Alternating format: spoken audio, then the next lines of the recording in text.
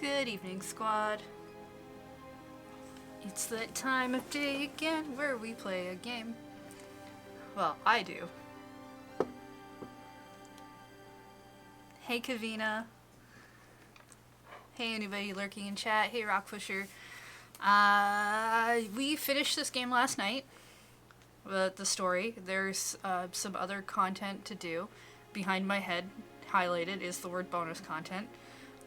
We made it about halfway through what is a pop quiz section, which is opening some small, short little stories and opens up the ability to find some other stuff within the timeline, which we haven't checked out yet. We're going to finish the pop quiz first, see if we can nail down where some of that is, and then maybe go after some bad endings, because supposedly once we get all the bad endings, there's a true ending to the game that we can access. So I'm going off of a walkthrough to quicken the pace instead of having to try and find everything, because while I'm all for exploring, I'm good with actually doing more than that. So this is like all the pop quiz stuff we have unlocked. This story here, with the soba noodle shop, probably my favorite one. Very weird and about food sprites from Italy. Rockpusher 8, thank you for that 20-month resub. Pop quiz, which streamer have I been subscribed to for 21 months?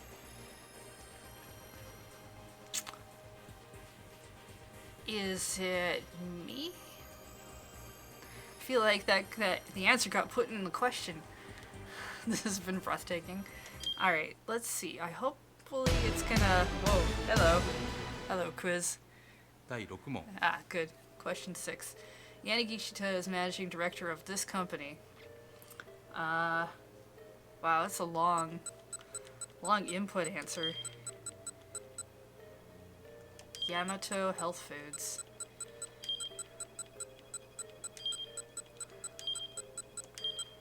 Gotta put in them spaces.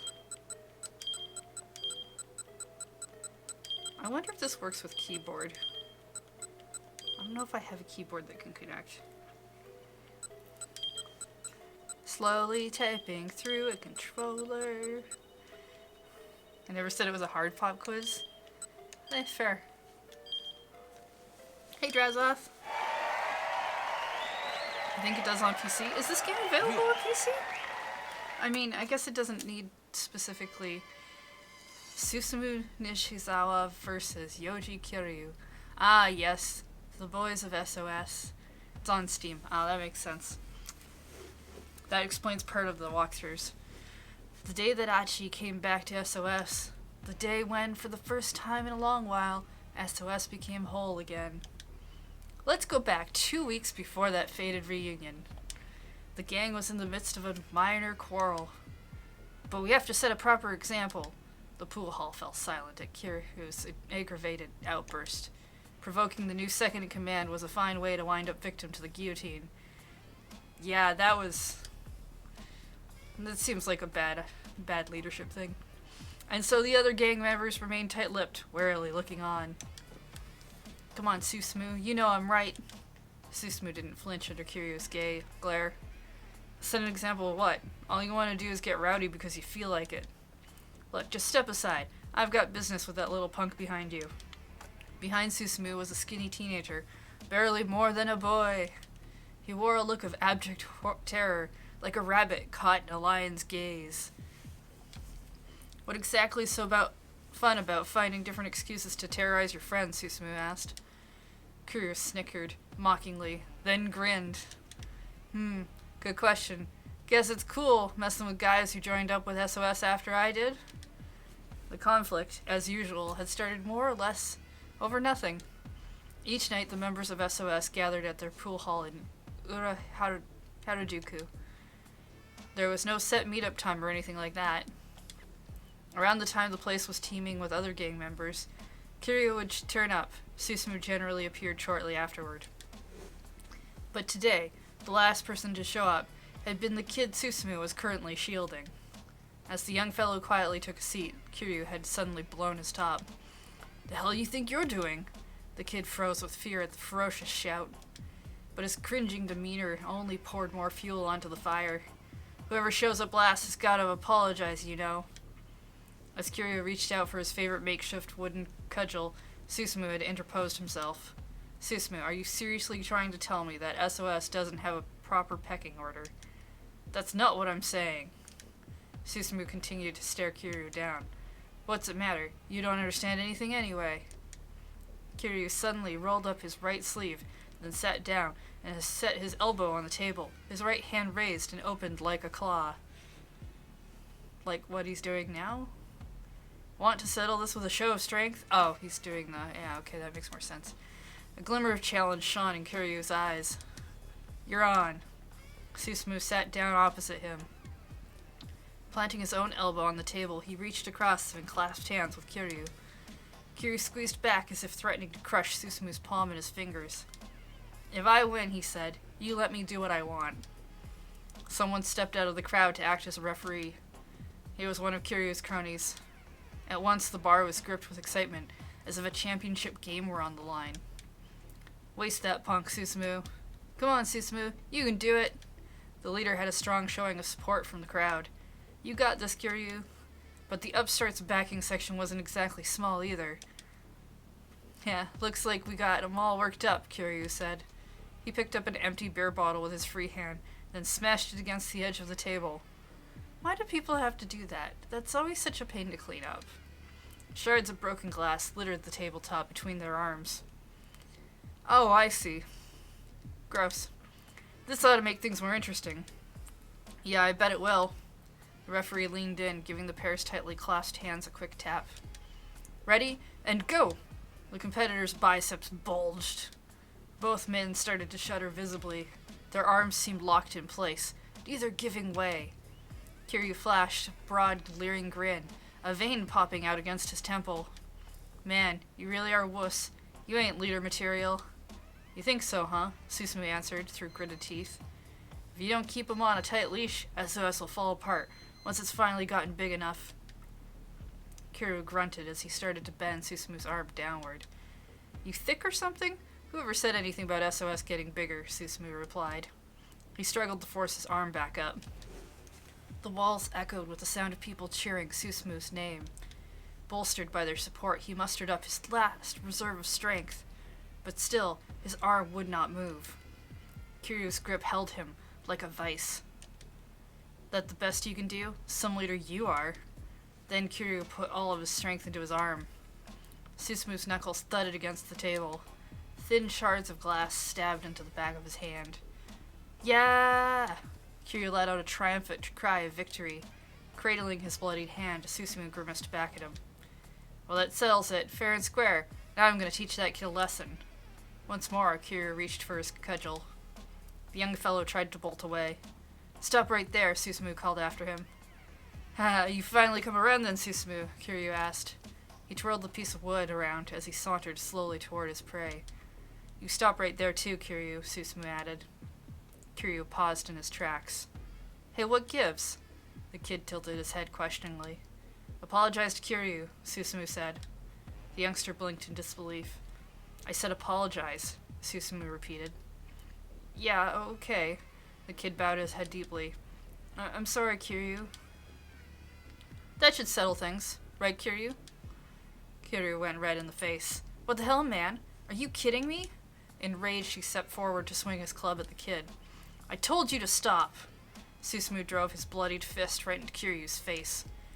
"There," he snapped as Kiryu staggered backward. "I think that's enough violence for one day." The look on his face was nothing short of blood-curdling.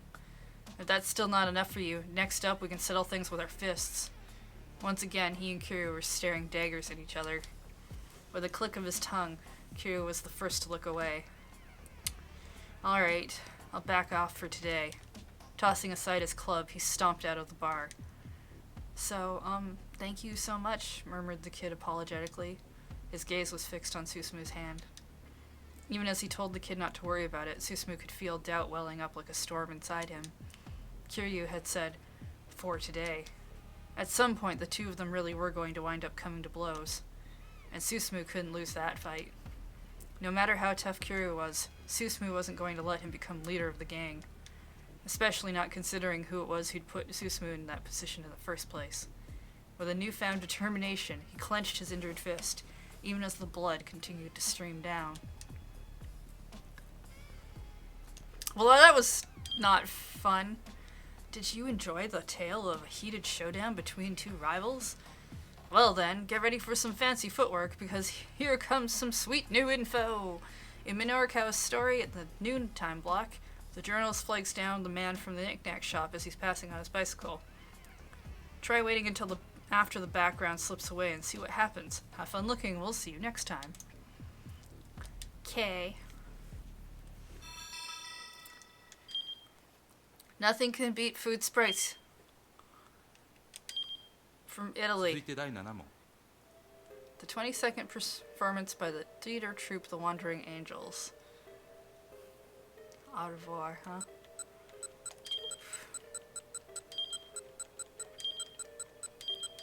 How do I spell that? Do do do do do.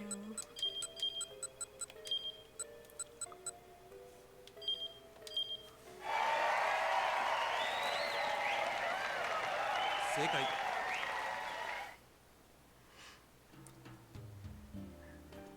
Shinosuke Orai. If I had to compare it to something, it would be gum stuck to the bottom of a shoe.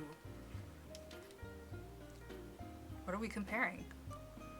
I, Shinosuke Orai, first came across the impulse when I was young. Dude, it's good that you got to see this when you were still little, my parents said to me. We had gone to see one of Shakespeare's 4 great tragedies, King Lear. Okay, the impulse to art or something. The material was a bit difficult for me at that age.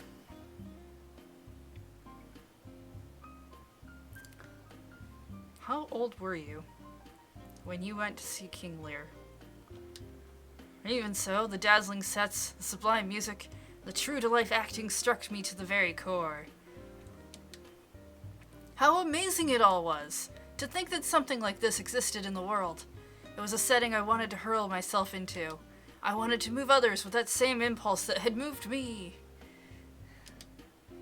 From then on, these thoughts were never far from my mind. Music? Is there music in King Lear?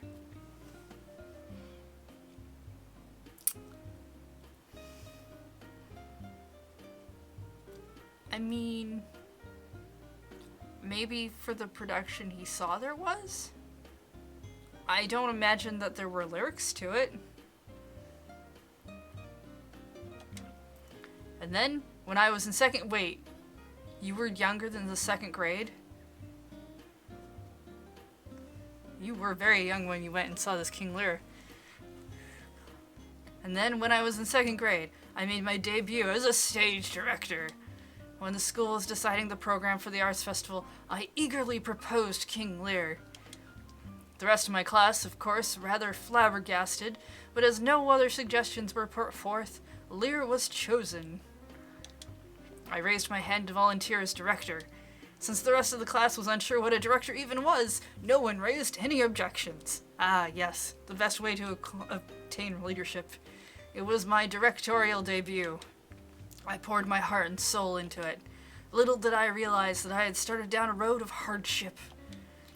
We had 10 days for rehearsal before the opening. Why did a teacher allow us to do King Lear? Why don't you know your lines? I told you that you had to have them memorized by today. Sorry, I forgot. You forgot? You think that's going to cut it? I lashed out at a classmate who had yet again dropped his lines when we were already well into the rehearsal. How someone could fail to remember 3 measly lines was beyond me. Thinking back now, I've encountered an awful lot of actors over the years who simply refuse to listen to what their director tells them. What makes them so reluctant to faithfully follow directions? Are you really okay with the prospect of flubbing your lines during the actual performance?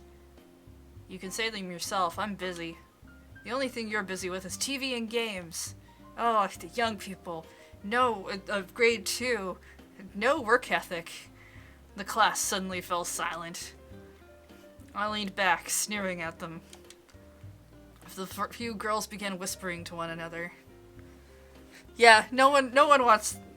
Everybody in this class is just like... We didn't know what a director was, so we were like, sure, he can have that role. And then they were like, we never want to be a part of anything where he's the director again. Look at him acting all high and mighty when he's not even class rep. Yeah, he's not a teacher. He can't go around telling everybody what to do.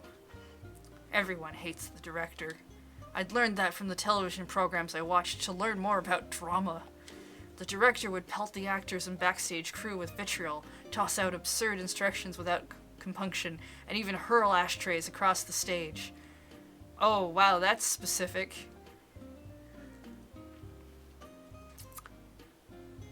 That's a specific reference, I think, if I recall. I think that perhaps you learned some things from TV. It was a job to perform without mercy. Directors don't lash out because they're bad people, mind you. That doesn't make you a good person. No, I swear that's absolutely... it's a thing. I know we saw it show up in an anime as a thing as well.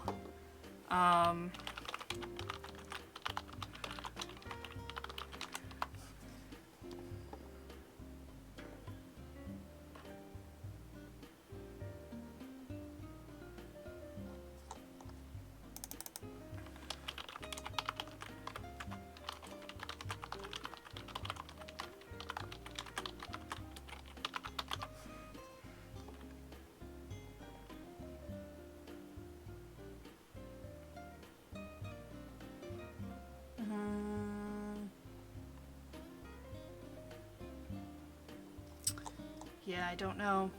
I know... Internet's not helping me. There was an anime, Beach and I watched once that had... Oh, man, what was that show anyway? It was like a thing about some young girls who were basically doing Sentai performances to help revitalize a small town in order to help keep a stage play thing, and then there was this one girl who was like, alright, well, I'm gonna be the director, and she pulled out a huge box of ashtrays that she had bought, and she threw them at them when they were not doing well with their lines as kind of like, this is a thing that directors are supposed to do because they're supposed to be harsh on the actors to help them get better at their job. It's like a really terrible thing. Alright. But you have to be something of an ogre in order to assure that both you and the audience are satisfied when the curtain falls, to attain the sense of accomplishment that comes from true artistic achievement. Enough of the yammering. In my rage, I searched for an ashtray. I've had so many conversations with people who blow up and act this way, and they act like it's okay because you're being passionate. And I'm like, yeah, no, you're just being a dick. They don't keep those in elementary school classrooms, however, so instead I grabbed and hurled the nearest pencil case. It's only natural for a born director to behave with such intensity. No sooner had I thrown the case, however, than the homeroom teacher snatched me by the scruff of my neck. Before long, I was in the staff room getting a lecture crammed down my throat. Good! You deserved it. You were being an asshole. And then I was made to return to the classroom and apologize to everyone. Still, I had not lost my passion for successful production of King Lear. I would not be disheartened by such a minor setback. At rehearsal after school the following day, the teacher addressed us. In order to take some of the burden off of young Mr. Orai here, everyone will direct the production together. Yes, ma'am, the class replied as one. It was beyond absurd.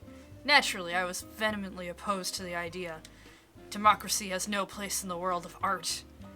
The enjoyment comes from a clash of individuals who excel in their given roles, each refusing to compromise one iota. Yep, you sound like so much fun to work with, my dude. But the teacher would have none of it.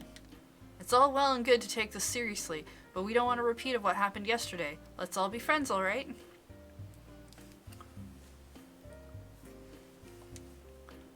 Let's be friends?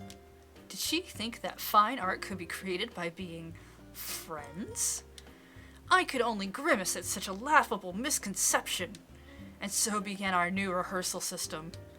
We would practice a scene, and then everyone would offer their opinions about it. You need to look at the person you're speaking to, I railed angrily. Where you look is important. Others chimed in from all around. Oh, what does it matter where you look? What if we tried reciting our lines while jumping? Say, I'm playing a tree. Can I have some dialogue too? I'm trying to figure out if it needs more yikes or more ta-da. Nobody could tell at this point whose instructions they should follow. I mean, granted, everyone doing it that way is probably not great either. But they are in grade 2. From the very outset, it was chaos. Everyone just said whatever they wanted. There's no way I'm holding hands with a boy. This costume looks dumb. How about something more, like, superhero-y? Give me a new part. I should play the lead. Taste the wrath of the mighty Cornwall Slash. Fro, pew pew, ba-boom. Stop all the rambling. Stick to the script. My anger had finally boiled over. We're all supposed to offer our opinions though, right? Yeah, alright, quit your belly aching. You're such a belly acher. Belly acher, belly acher, belly acher. This mad whirlwind, which no one in their right mind would call rehearsal, continued for days. A whole week passed. At last, once everyone had finally realized that the new approach was getting us nowhere, I was reinstated as the play's sole director. There wasn't much time left before the main event. Never before had I thrown so much gusto into the craft. What's with that monotone? You need to put more feeling into it. You're not reading from a textbook. I was not one to go easy on my actors. But I'm shy. No excuses. You're not bringing enough realism to the part. You need to give it more oomph. Okay, I'll try. Thanks to my fierce directing, the others had improved bit by bit. With just a little more patience, a truly grand sense of accomplishment could be ours. At long last, I was sensing a real response to my work. And then it all changed. The boy who was playing the back half of the horse suddenly took down his pants. His underwear came down next. Then he squatted down on the spot, his brow creased with the strain of effort. He was really doing this. The entire class flew into an uproar at this rather sudden development. Girls ran away. Boys broke out laughing. The teacher rushed in unthinkingly to cup both hands under the young fellow's backside. That is not where I would have gone. That's not your first teacher thought. Nope. And I just stood there, dumbstruck. Once everything had finally calmed down, I went to talk to him. What were you thinking? I demanded. You said that you wanted more realism, so figured the horse should take a dump. I had no words. Blah, that sure counts as real, all right, someone called out. The class erupted into raucous laughter. The energy drained from me in an instant, and I collapsed to the floor. Real. What was that? Was that what real meant on the stage? I couldn't deny that taking a dump qualified from a certain perspective. The bowel movement itself had definitely been genuine. It had been live. It gave a certain ambience. Was that wrong? It hadn't been the kind of realism I'd been after. I'd been hoping for something else, for a sense of tension that went beyond mere fabrication, that expressed the clashing of life's various emotions. In my confusion, I clutched my head. Was this how my art was to fall apart? You stupid amateur! Before I knew it, I had blown my top, launching into a wild rant. I don't recall what happened next. I didn't recover right away, and wound up missing school for a while. The school arts festival went on without me. I heard it was well received. What is art? What is drama? What is man? What is the world? I was in grade 2 and having an existential crisis. Whenever I try to ask and answer these questions, I always think back to that experience, back when I was young. If I had to compare it to something, it would be gum stuck to the bottom of a shoe. Ah, we've come full circle. No, an AM radio broadcast washed out with static. No, a cut of meat, but that's been steamed for too long. No, perhaps more like a sodden doormat. No, maybe it's like... Yes, it's something like a love letter, written in the dead of night. Well, that was weird. No, that was the last one. What's the new one? Did you enjoy our tale of artistic agony? Enjoyment's a strong word. Well, if you're serious about the craft, we've got some good information for you. Kano's story. There's a chasing scene with a kidnapper. Try waiting on the scene for a while, see what happens. Have fun with that.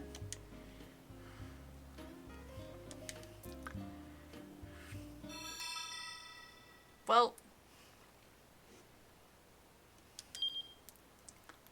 I remember this one time in grade 2 something dramatic happened. I was amazing, and another kid took a dump on the stage. Alright, neat. Maria needs to be quarantined to prevent this. An outbreak? Pandemic. Yeah, okay, that makes more sense.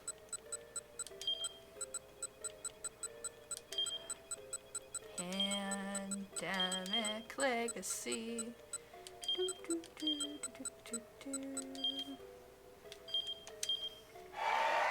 Please be a story that's maybe not about poop.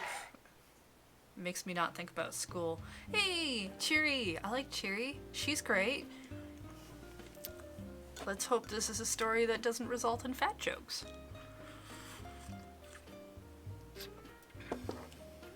Because your character is great and we could do so much more with it. There are 2 sheets of paperwork here.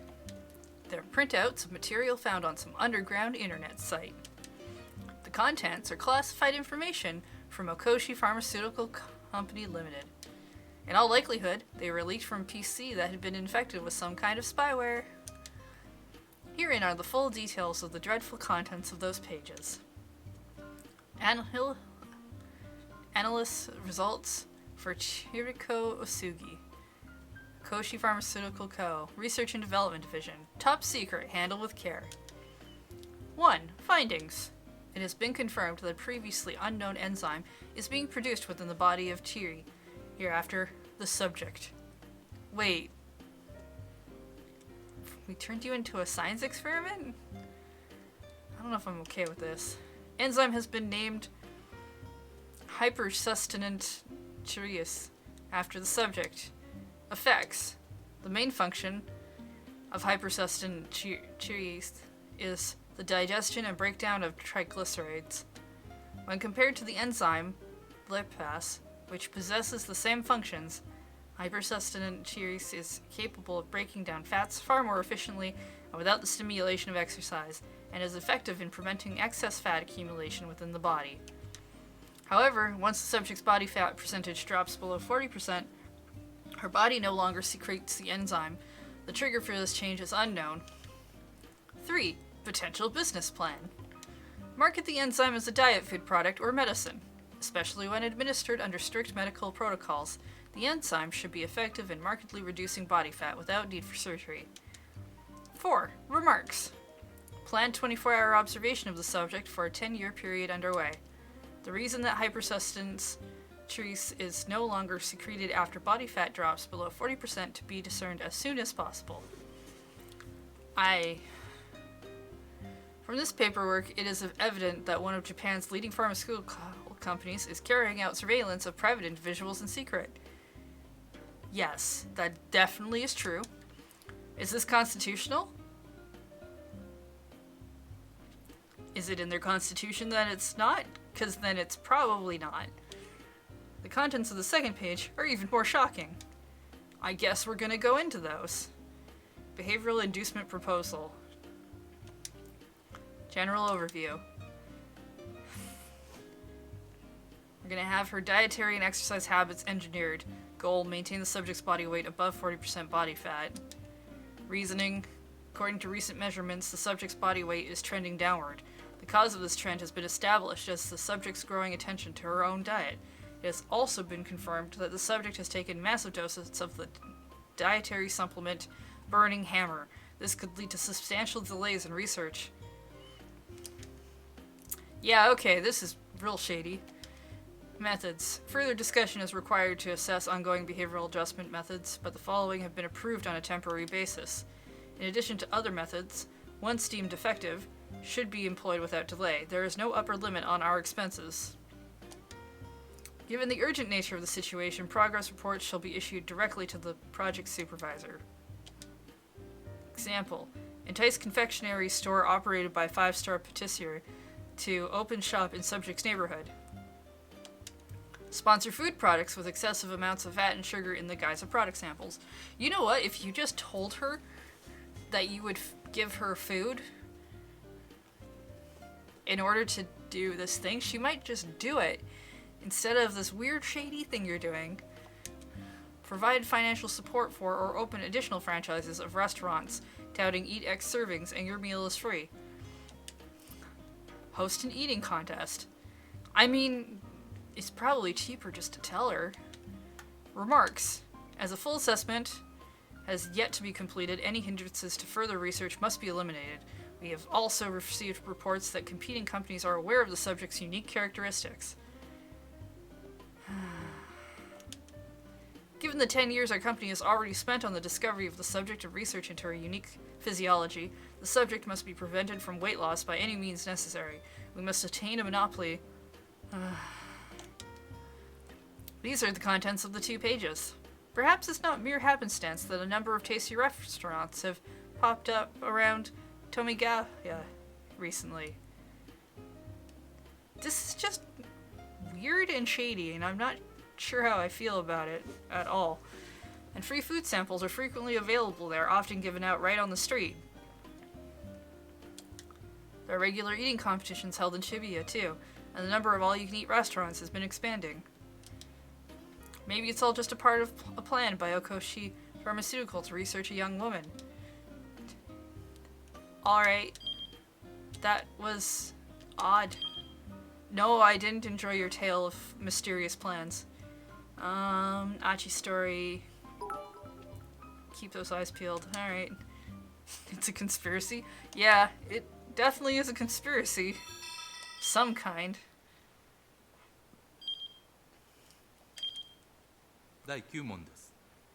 Alright, Frank belonged to this section of Chicago Police Department. This was like some bomb squad thing. Bomb and arson squad. Oops.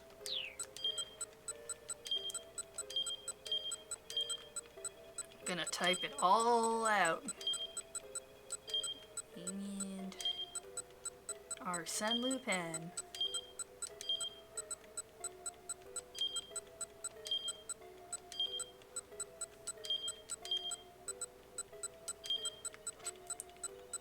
Honestly, I'm a little surprised they just didn't do this as like a multiple choice thing.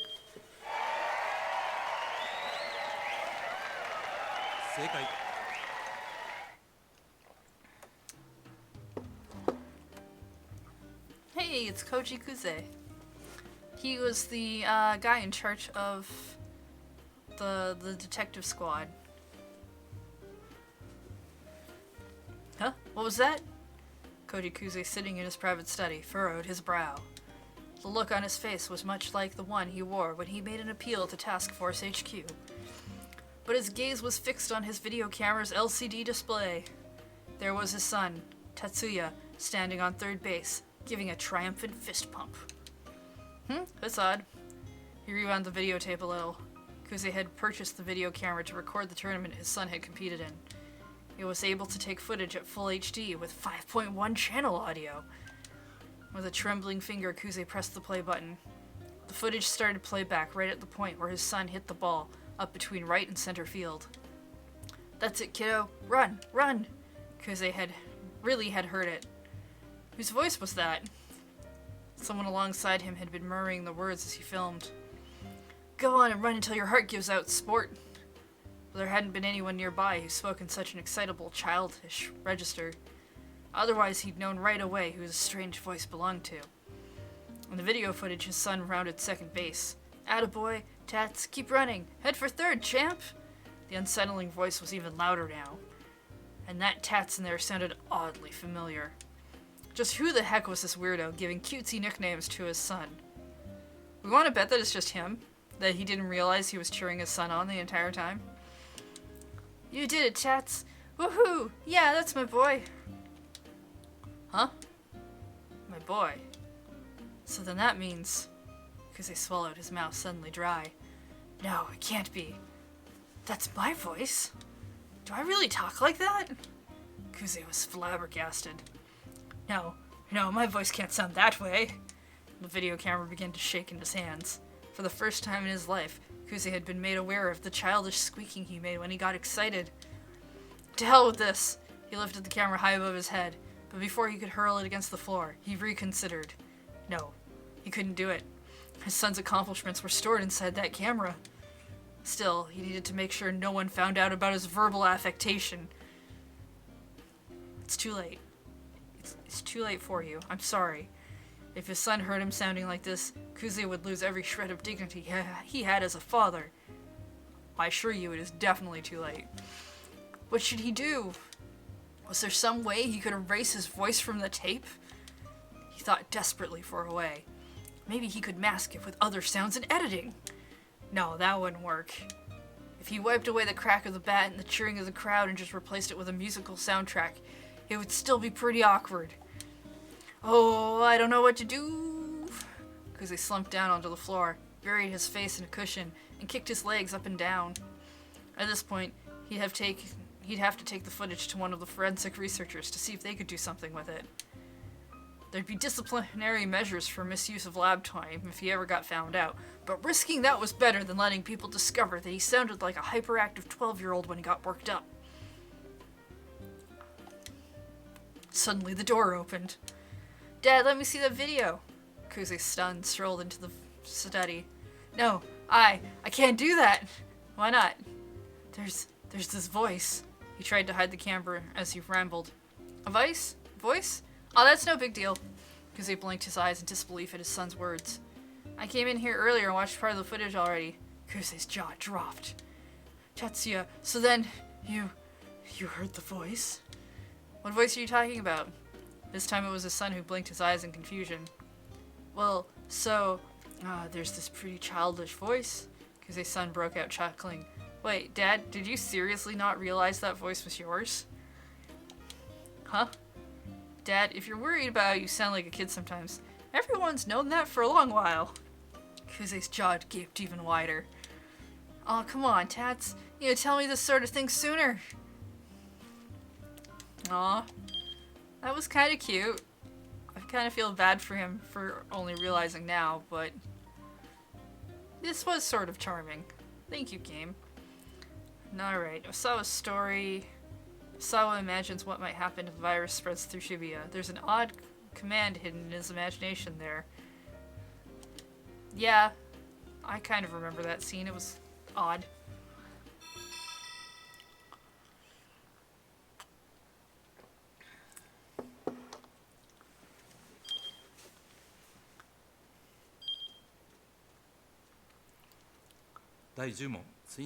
Question 10.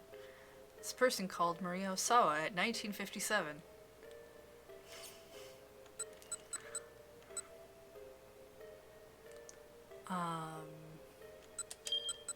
Kanan. Spelt with several A's.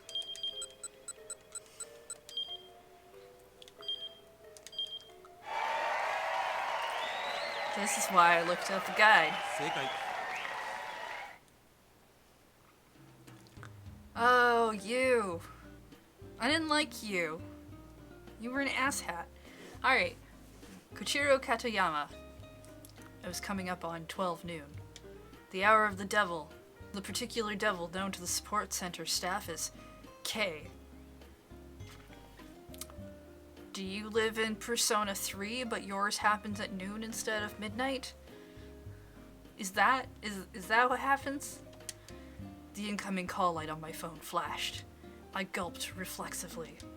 Then, taking a deep breath, I hesitantly pressed the accept call button. Thank you for calling Chun Food Service Center. This is Tanabe speaking. This is Katayama from Cho Nippon Printing. I had to swallow back the squeak that tried to rise in my throat. I've been right on the mark. The phone call was from K indeed. Hello? He asked. Yes, how may I help you today? I'm calling about your instant ramen. Salt and chivalry. This again? I sighed inwardly. Katayama had been calling about the same thing for close to an entire year now. You hardly needed to bother listening to know what he had to say. Why, was my ramen still not finished after steeping in hot water for 3 minutes? The noodles were still too hard to be edible. I'm very sorry to hear that, sir. My response was right out of the manual. Would you be able to provide some more details, sir? I continued. Oh, my goodness. I called about the same thing just last week. Did you? My apologies, sir. I tried to keep my voice as chipper as possible. Dealing with Katayama was a nuisance. He was a man driven by logic. Treating him the wrong way would lead to disaster. Some of the staff here had wound up listening to his matter-of-fact complaints for upwards of 12 hours, passing out their phones, still in their hands. Surely, even you have something better to do with your time than to complain about your noodles for 12 hours to a customer service line. Very well. For the sake of accuracy, I suppose I ought to explain again, Katayama said. If you would, sir. First, I peel open the lid. I tear open the seasoning packet and powdered soup base and sprinkle them onto the noodles. I add the hot water, close the lid, and wait 3 minutes, but the noodles are still far too hard. This was a familiar sequence of events. I'd heard it before. Begging your pardon, sir, but are you perhaps beginning to eat before 3 minutes have passed? Certainly not. I wait 3 minutes exactly. Are you checking a clock when you do this? Yes, my body's internal clock tells me it's been precisely 3 minutes. The urge to ask him if he was messing with me grew. Sir, perhaps instead of your internal clock, you might want to try using a clock in your home that you have on hand. I have a personal policy not to use clocks or watches outside of my work. As I'd done before, I fought off the urge to tell him what a ridiculous policy that is. I'm sure it wouldn't hurt just once. Perhaps you should try using an actual clock to track the time, sir. My body's internal clock is accurate. A 3-minute unit of time is not something I would mistake. No. Clearly you would. You are. You have to be. I wanted to scream. If the product is not properly ready to eat in 3 minutes, that makes it defective. If it were possible, I would have liked to stick my head through the receiver and watch Katayama's 3-minute timing myself. I imagined the lecture I'd give him when he started eating before 3 actual minutes passed. Then, in my frustration, I had a sudden idea. Sir, perhaps we can check your internal clock against my clock here and test whether there's any discrepancy. Pretty good idea if I do say so myself. If that will convince you of my claims, then no, I do not mind. Yes! It was time to make this guy eat crow! If there is no discrepancy, however, I expect a proper apology. Now I felt like I'd stirred up a potential hornet's nest. What the hell? There was no way this guy's internal clock could measure 3 minutes on the dot. Alright then, sir. Let's begin. I picked up the stopwatch that was on my desk.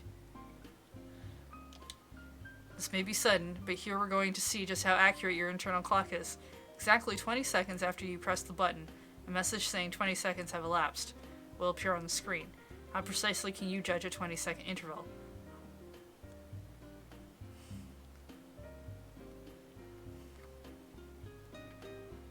So it wants me to guess 20 seconds. Okay, at least it's not 3 minutes.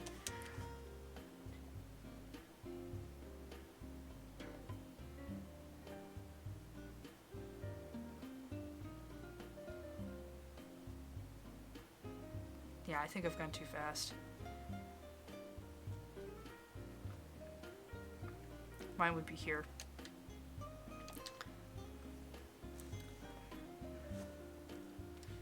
Yeah, I went a little too fast. Okay, 20 seconds have elapsed. How did you do? Was your body's internal clock accurate? I stare in astonishment at my stopwatch. Well, Kadiyama asked, his voice composed. 3 minutes exactly, sir. Not a second off. It was impossible. I was trembling. So now do you believe me? My apologies, sir. I hung my head in defeat and heard a stifled chuckle from the other end of the line. Tell your supervisor that your product is defective. And it began. The folks at Chun Food's product development department began to work on a secret project. The project's name? Anti-K. Based on Kadiyama's incessant calls, a reworked version of Salt and Chivalry was created. The new label the team had devised listed adjustable times based on noodle thickness and desired texture. 2 minutes for hard-boiled or thin noodles, 3 minutes for standard, 4 minutes for soft or thick noodles. That ought to shut Kadiyama up. The product development team was proud of its creation. Of course, even after the new version of Salt and Chivalry was released, Kadiyama wound up calling to complain again. But that's another story, for another time. I've had repeat customers. They're not fun. This man is annoying. No, I didn't enjoy this tale. He's an annoying person. There's a scene inside Jijo where Achi takes a punch from a debt collector. Take a good hard look right before that scene and see what happens. Okay. I think we have one more question in this pop quiz. 第11問難問です This method was used to crack the laboratory password. Oddly, I would have known this one. This wasn't actually what was used, so that's bad wording. But I would have known the answer to this better than I would have known some of the others.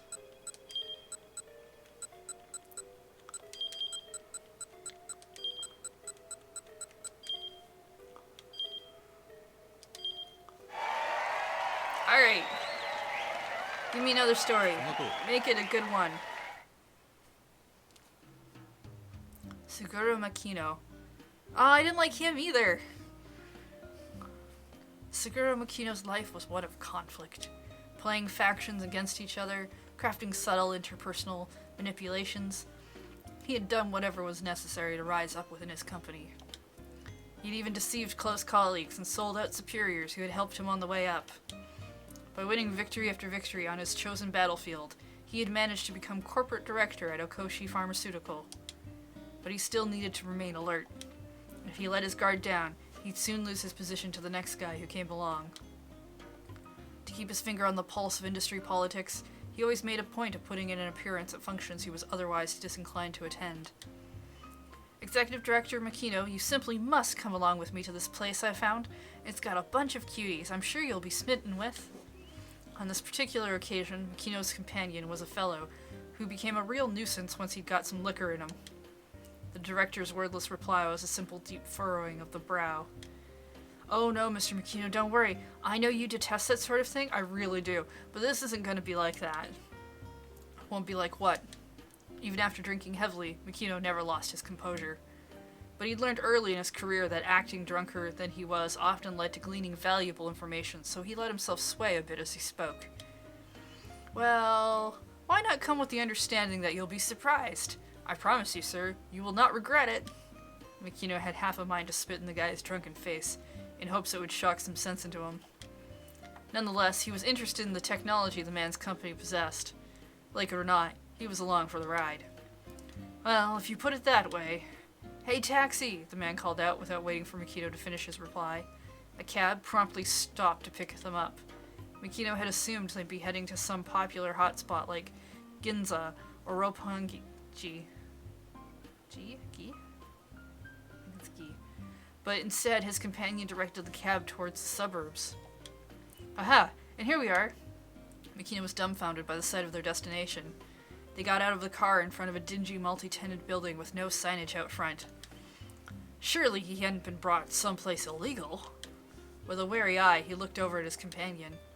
Don't worry about it. I'm sure you'll like this place. The man opened the door. Peering cautiously inside, Makino blinked in disbelief. What the hell? The interior design scheme was typical of an upscale cafe, aside from the fact that there were cats all over the place. What is this place? This is the cat cafe, meow meow, the man replied proudly. The cat cafe? Meow meow. Makino echoed the words reflexively as he tried to process what he was seeing. Isn't it cute? The man beamed broadly. Oh my. Makino felt a big, bright smile coming on.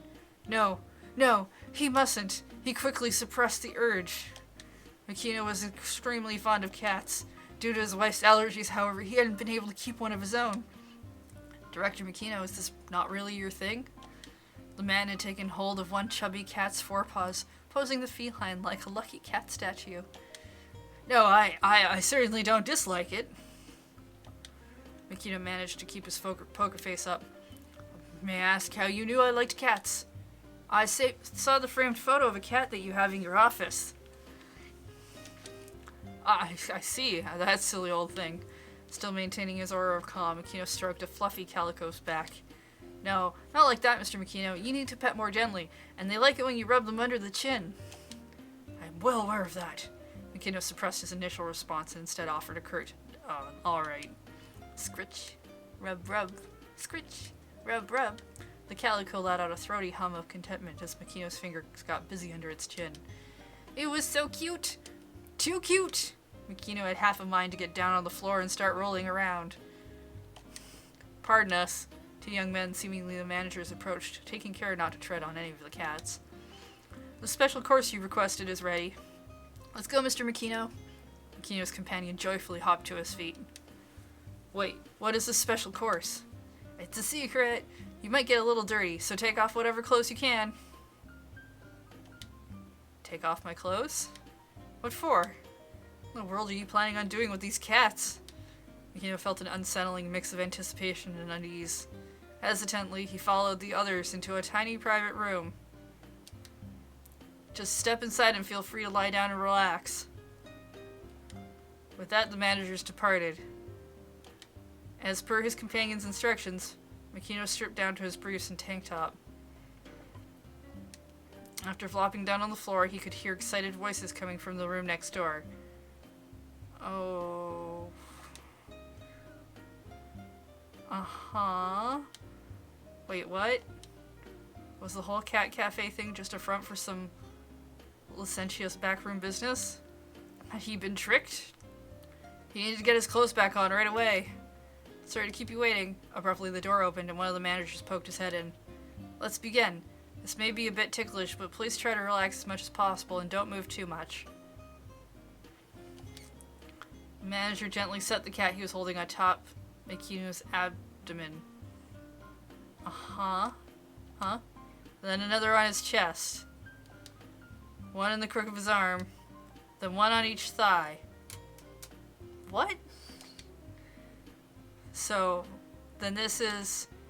Yes, it's every cat lover's dream. The manager grinned brightly. This is the special course. The cat futon. Alright. I don't know that I would want it exactly like that, but several cats, sure. Before he knew it, Makino's entire body was engulfed in more cats than he could count. A joyful sigh escaped his lips. Now finally Makino knew who he truly was. Conflict was never what he truly wished for. He wanted something fluffier, softer, warmer. This is heaven. Everything I've ever wanted is right here. Makino was enraptured. The cats on top of him occasionally milled about, purring and shifting position. Whenever they did, Makino would let out a tiny little breath tinged with pleasure. It's a little weird. I'm not repeating some of these lines, because, nope. Suguru Makino, age 59, executive director of Okoshi Pharmaceutical. A man who had enemies both inside and outside his company. A man who sometimes contended with the nation itself. Hobbies include the cat futon. Okay. It was a little weird, but still mostly fine. The corporate warrior taking a break? It was not bad. Suzune's story, after their first meeting, a nervous Takuya inquires whether he can ask her name. See what happens if you hold off replying for a bit. I don't have that open. Alright, so that should have been the whole pop quiz. I would like a cat cafe in town. Congratulations, you cleared all game content.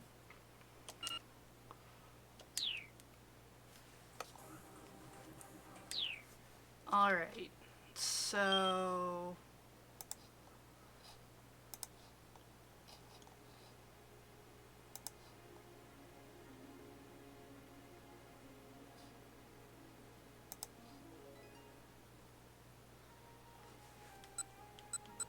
I guess I have to load the game. You need 40 bad ends for the other thing.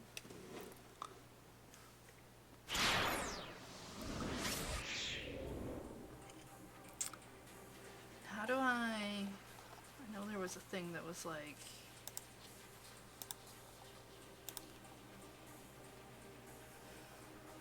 After you select a block in the time chart, should be an option?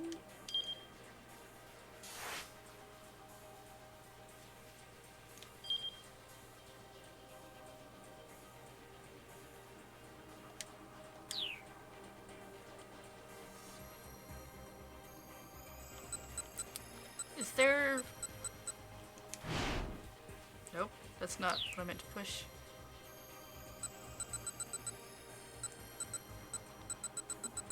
How do I, like, there's supposed to be a guide or something, isn't there, for, not a guide, a list in the game that shows me what bad endings I've gotten and which ones I haven't? How do I access that?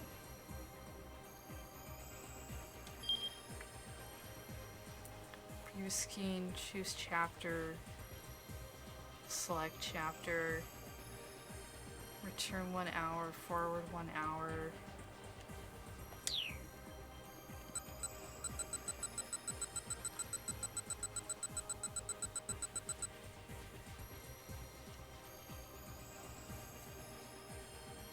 You have to do it from the pause menu.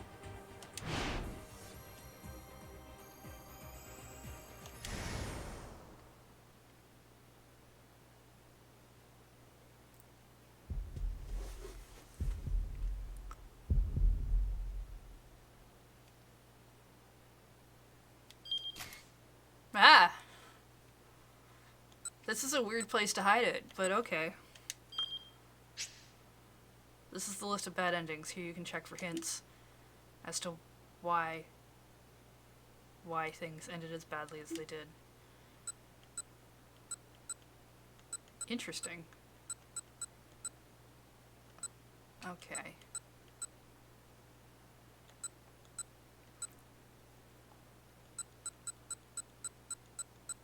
It's an interesting way to do it. Alright.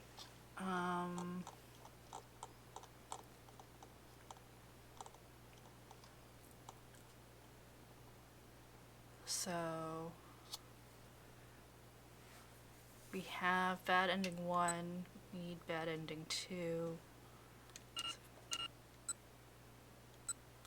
Oh, it only show hints of how to get the bad ending you've actually unlocked. Okay. That's fine. Bad ending 2.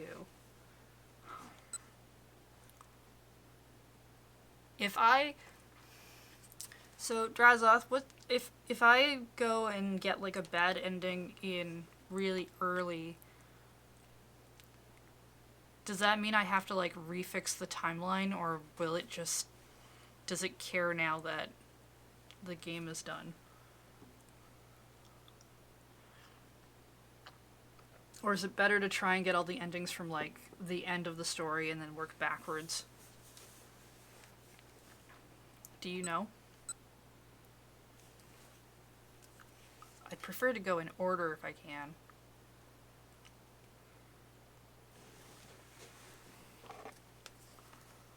Ah, there's like 85 endings. It doesn't matter too much? Cool.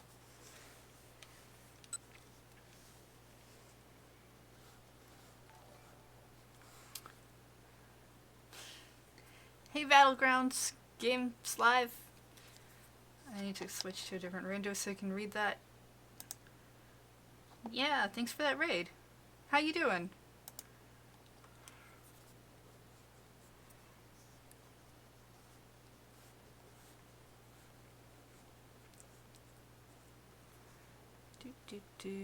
I'm just making some quick notes here. Okay, so we've got ending 1, we're missing 2, 3. We've got 5. Missing 6 and 7, 9. This is 10.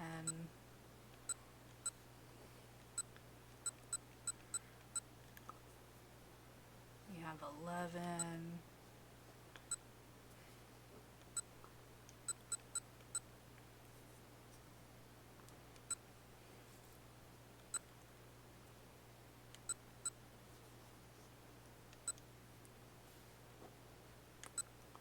God, there's like 85 of these. What were you playing earlier? We're just playing board games? Board games are fun. Where is... Okay, I did get 4.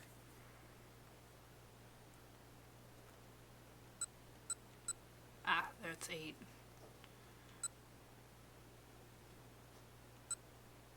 Okay, so it looks like in the first chapter I'm only missing like maybe 5-ish. I only mess up the timeline of the character who has made the mistake. Any others who also get bad ends from that mistake. Alright. For those of you who are new, my name is Heather. We're playing a game called Shibuya Scramble. It's a visual novel. We actually finished the game yesterday, so we're going around to try and collect the bad endings that we are missing. Alright, so let's see. We're missing bad end 2, which is supposed to be in Kano's timeline around 10:30.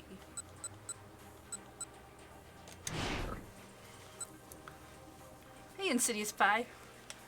Just realized I don't follow you yet. Correcting that error. Oh, thank you.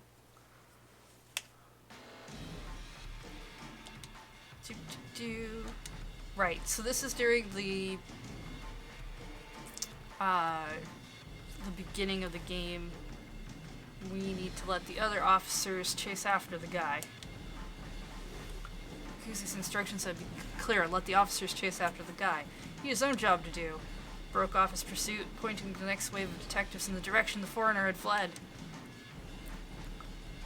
Kano had almost gotten close enough to get a good look at the guy's face, but if Kuzu had ordered him to let the guy go, well, his boss should know that he was doing the perp was someone else's problem now.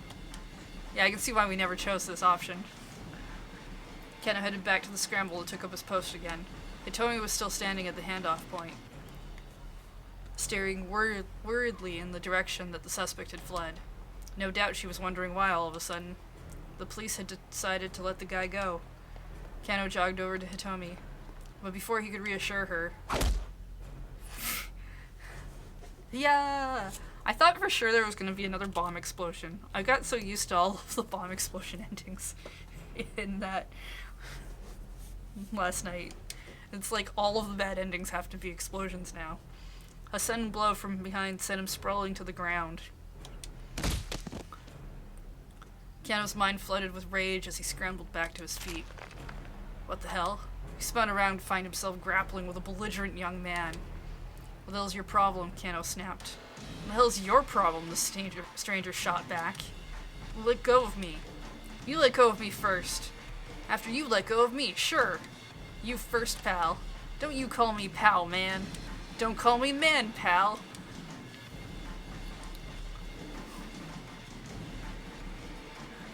The crowd had begun to stare.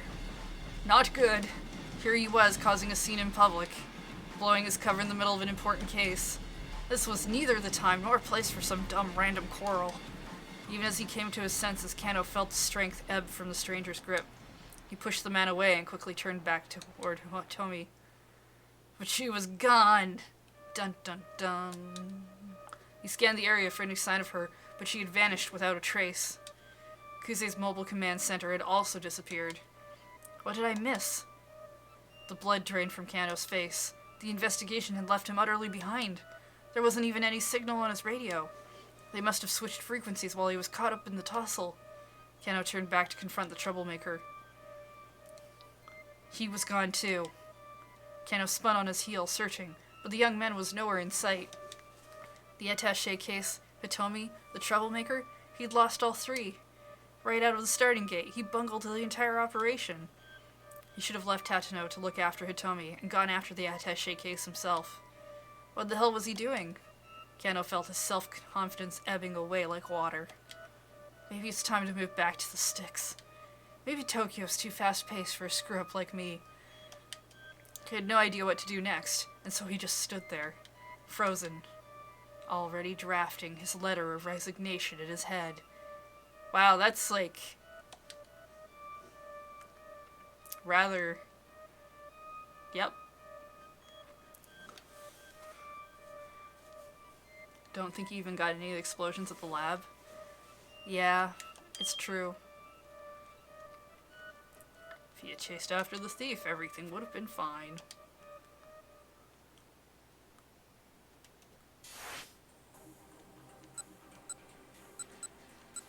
Alright, so then I need to go put that back.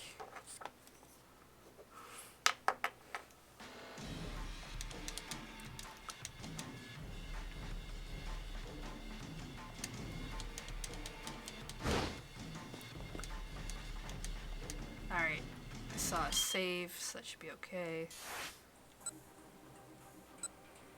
Alright, so then we need Bad Ending 3, which also is in Kano's timeline.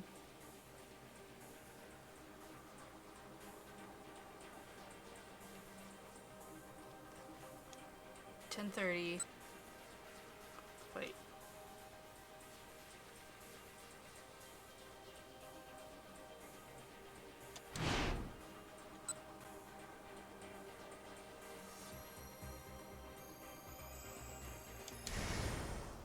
Didn't we just do this one?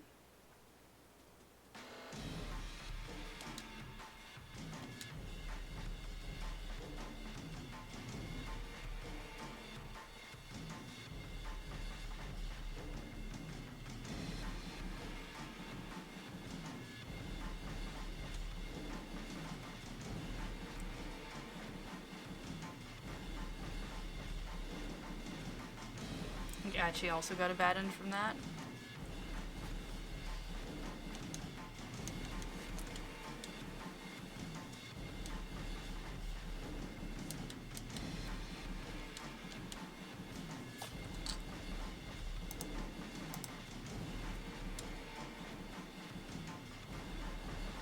Okay.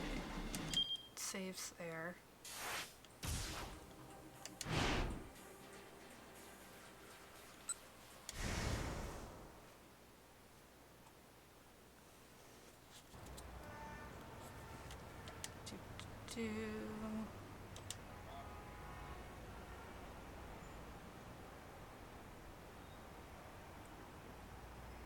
Okay, so probably don't talk to her right away.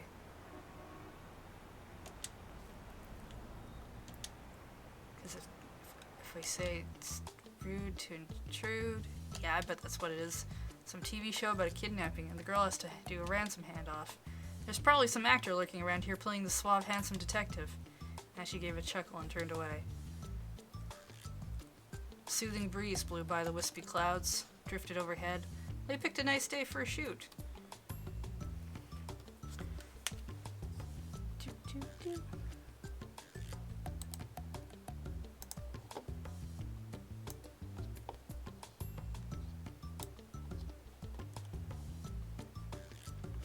Ah, yeah, this is probably...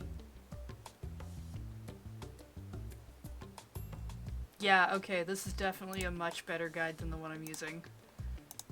Thank you.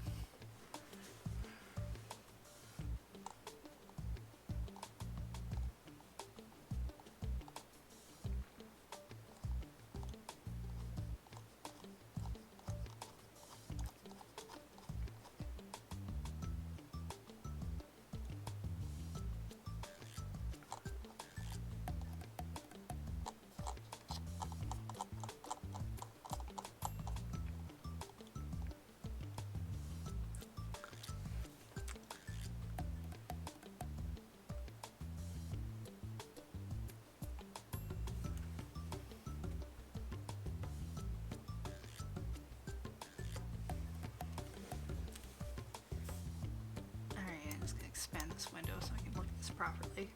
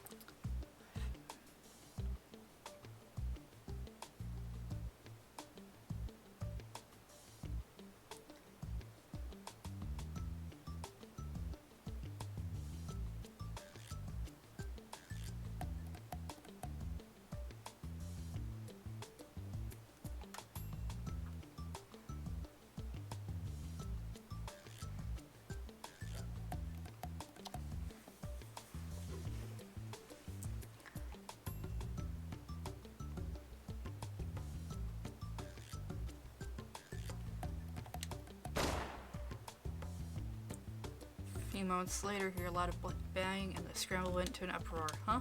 Someone blew a tire? People were running from all directions to see what made the sound. Oh, maybe they're shooting an action scene now. Hachi was a tad bit curious, but he strolled away from the scramble without looking back.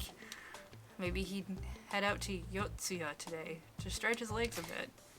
A neighborhood of the Shinjuku ward in the southeastern part of Tokyo, located approximately 4 kilometers away. While the numbers 428 in Japanese can be pronounced the same as the syllables for the name Shibuya, they are also can be pronounced like the syllables for Yotsuya. Additionally, April 28th is both Shibuya Day and Yotsuya Day, along with Seniors Day. Alright. It's best not to get distracted. There was trash that needed collecting. Interesting. Bad end number 7. Your future is garbage. Well, I needed that ending anyway. Hachi decided to go on collecting trash because he decided the commotion in the scramble was probably just a TV shoot in progress. He'll probably have a pretty uneventful day, which is all well and good for him. The girl was actually in danger, as he'd have discovered if he'd investigated further. He missed the chance to help her out.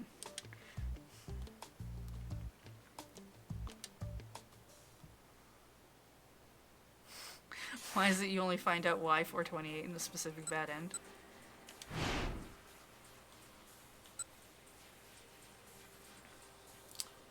Okay, so according to this, I need...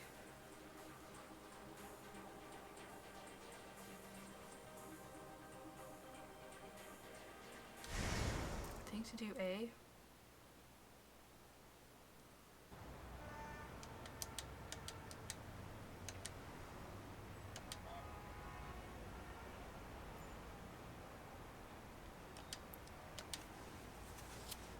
What if I don't want a garbage future? Well then... Have you considered learning recycling? I don't know. Middle-aged man in a ratty business suit shuffled awkwardly over to her at first. Was there something wrong with one of his legs? He was using a cane to walk. And she could scarcely believe his eyes. It was a gun. A revolver? Oh, we've done that one. Suddenly, a young man came running through the crowd. Seeing him, the man with the cane turned on his heel and vanished in the scramble. Something big was going down. What is all this? The young man was closing in on the girl, his expression grim. That guy's up to no good! Hachi sprang into motion. Ouch. Flying kick right between his shoulder blades. The guy went down but recovered surprisingly fast, spinning back to his feet to grapple with Hachi. The hell's your problem? What was your problem? They had a staring yelling match at each other. They yelled many things like pal and man, and don't call me that, pal and man. The crowd had parted to avoid the scuffle. Passerbys were staring from all sides. Oh crap. Hachi got a sudden sinking feeling. What the hell am I even doing? Jumping in him over my head as usual. His anger melted away. He loosened his grip. Without further argument, the other man let go of Hachi's jacket. Turning quickly away, the stranger hurried over to the statue of Hachiko, where he dropped to his knees, dejected. The girl had been standing there was nowhere to be seen. Maybe this was the guy she'd been waiting on? The guy was clearly upset that she was missing. And she actually felt kind of bad for him. I mean, he did kick him in the back with the shoulder blades. Said it would be wise to leave while the guy's attention was elsewhere. I mean, probably smart on his behalf. Whew. Hurried back along the road to his house. The wind had gone out of his sails, and he didn't feel much like cleaning up trash anymore. Oh well, guess I'll read some manga and go to bed. In the middle of the morning. Better play it safe before the day got any worse. Man, that's how I should do. Just read some manga and go to bed. That was bed end number 6. Which I also did need.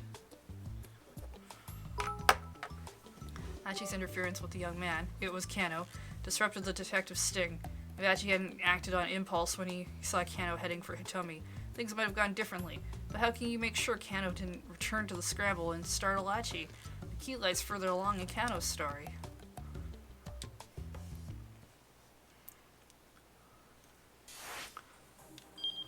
Wait, oh, that's not right.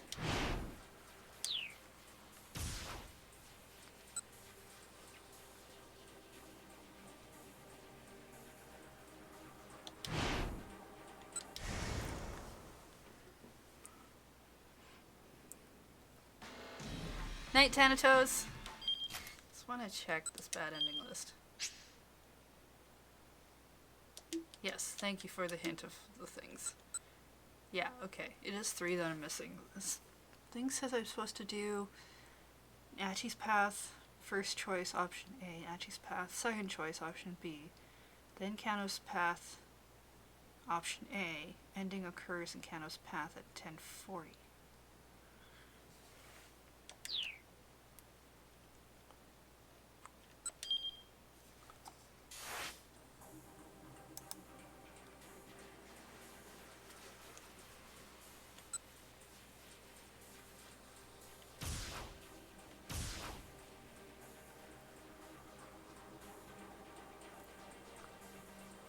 Am I reading this correctly?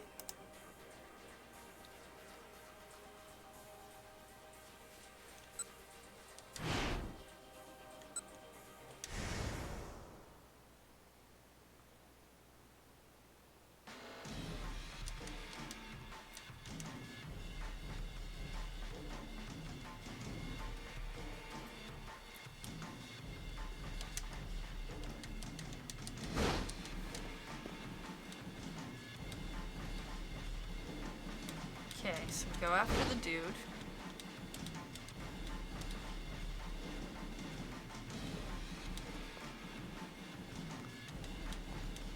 He drops the thing. He looks real evil. We take note of the height and the hair and how he wears black. We yell stop. He throws the cachette case down.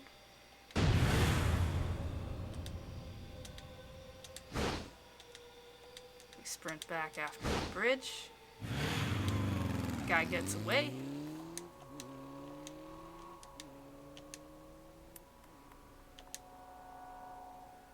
Handed the money off to someone else. He's on a motorcycle.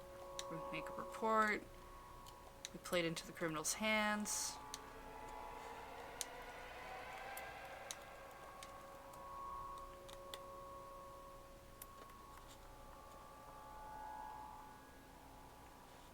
No, that was correct.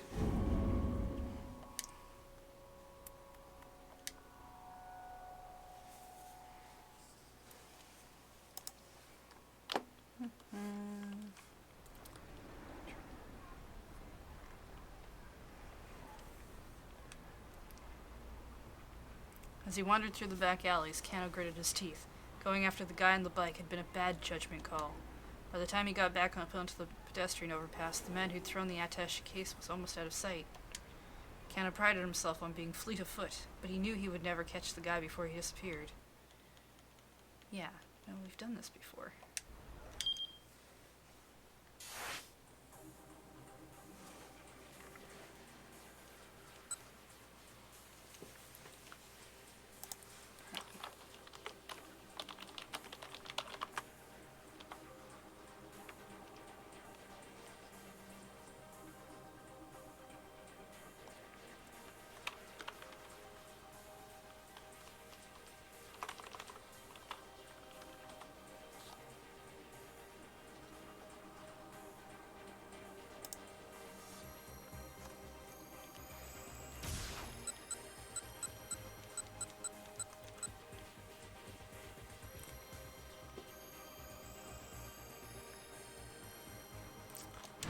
So we need to be... Oh, I see. First choice, option A. Second choice, option B. Didn't finish.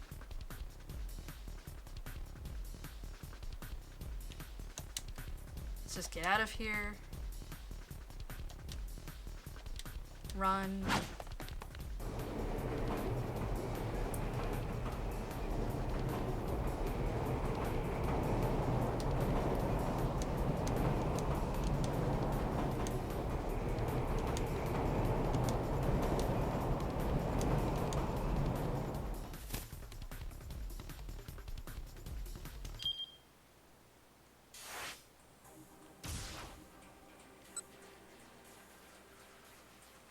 And then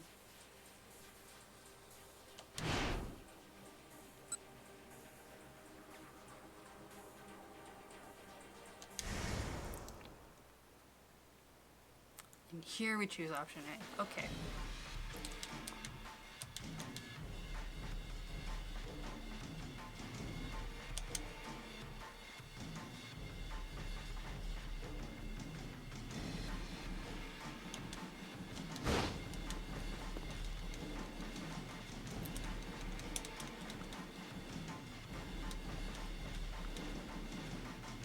Right. Looking more closely, he realized the girl was Hitomi. Mr. Kuse, I've located Hitomi Osawa. The couple took off running, the rough-looking guy dragging Hitomi by the hand. She's with a man in his 20s. It looks like she's being led away against her will. Clarify, please, Kuse demanded. What's going on? I'm not sure. Was this guy a member of some criminal group? Looked like the two were running away from something. Alright, we'll handle the foreigner. You go after Hitomi. Got it. Kano sprang into action. This makes sense. Okay. Stop right there. The young man glanced back at Kano. But rather than stopping, he picked up speed, continuing to drag Hitomi along with him. I feel like, God, she's about to get shot. She didn't seem quite able to keep up. Kano knew he could catch them. He tried to close the distance in a sprint. After a short distance, the young man stopped, realizing he couldn't outrun his pursuer.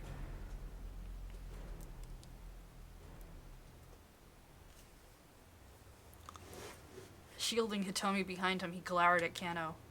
Why did you run off? Kano demanded. Because you were chasing us. A blatant lie. People didn't just bolt like that without good reason. The young tough started edging away, keeping Hitomi behind him. Kano followed. Look, just let the girl go. The guy glanced back at Hitomi. She shook her head fearfully. Maybe this troublemaker had warned her to keep her mouth shut. You've got this, Kano. Just don't let them out of your sight. Oh, this ends badly for one of you. Gah! A sudden blow to the top of the head left him staggering. Oh, this ends badly for Kano. His eyes spun as he reeled with vertigo. There was a flapping sound, and a vague black shape wheeled above him. Ah, flying books. Such a menace. Was that a crow?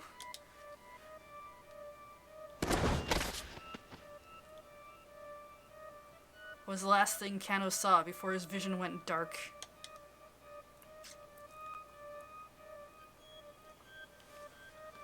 'Twas a crow.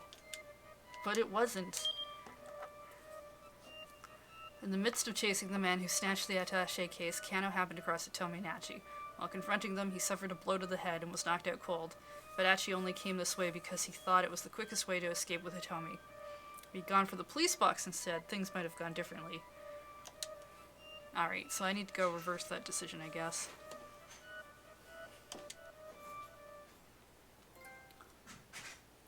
Alright, that's all of our bad ends in the first time block. Right, so that's Achi's choice. Is this one?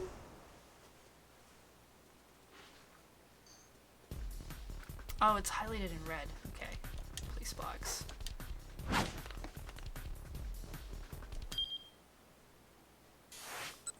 Alright, timeline fixed. And the next one I'm missing is 9.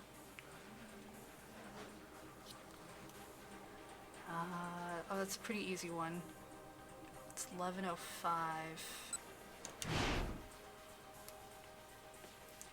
We need to pick option A.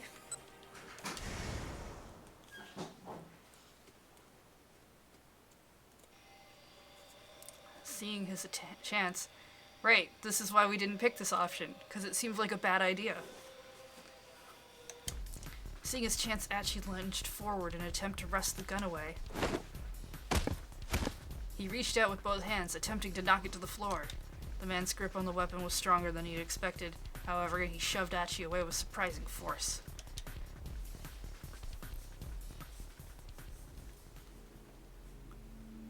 The gunman's posture radiated a ferocious determination.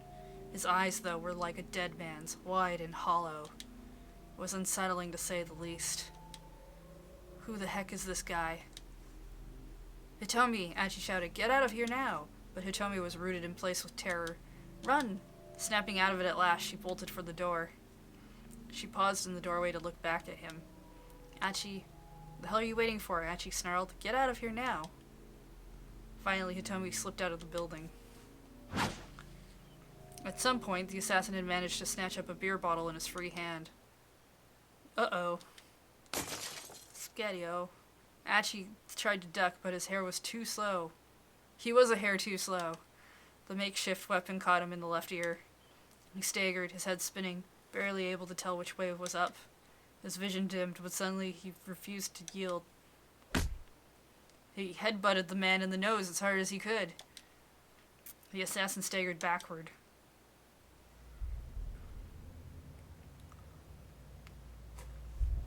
And all the remaining strength left Achi's body.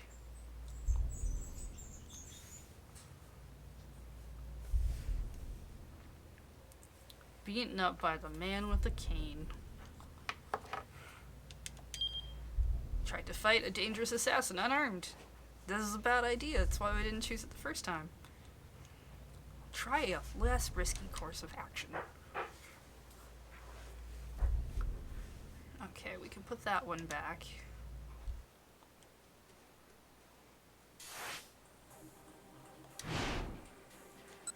Let's see, I think originally we had C.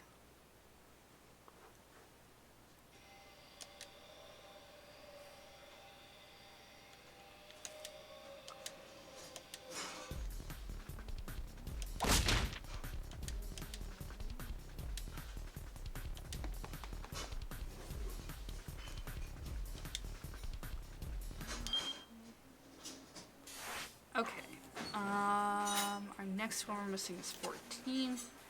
It's under Minorikawa at 11:30.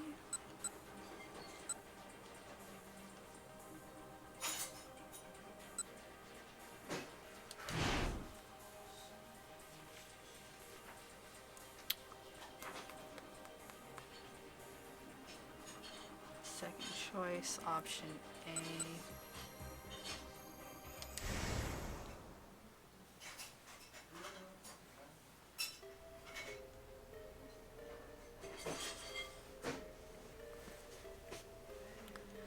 Alright.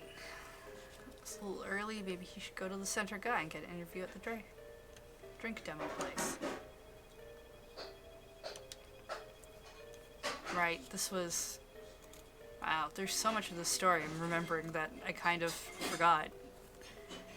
I hope you're all enjoying those additional kitchen noises. Once the event started, things might be too busy for him to get any face time. If he got there ahead of time, he'd be able to ask more questions. Okay, I'm heading out. Don't even think about doing anything else stupid while I'm gone. Got it? Minorikawa tossed the draft proposal into his bag and hurried off out to Heaven Publishing.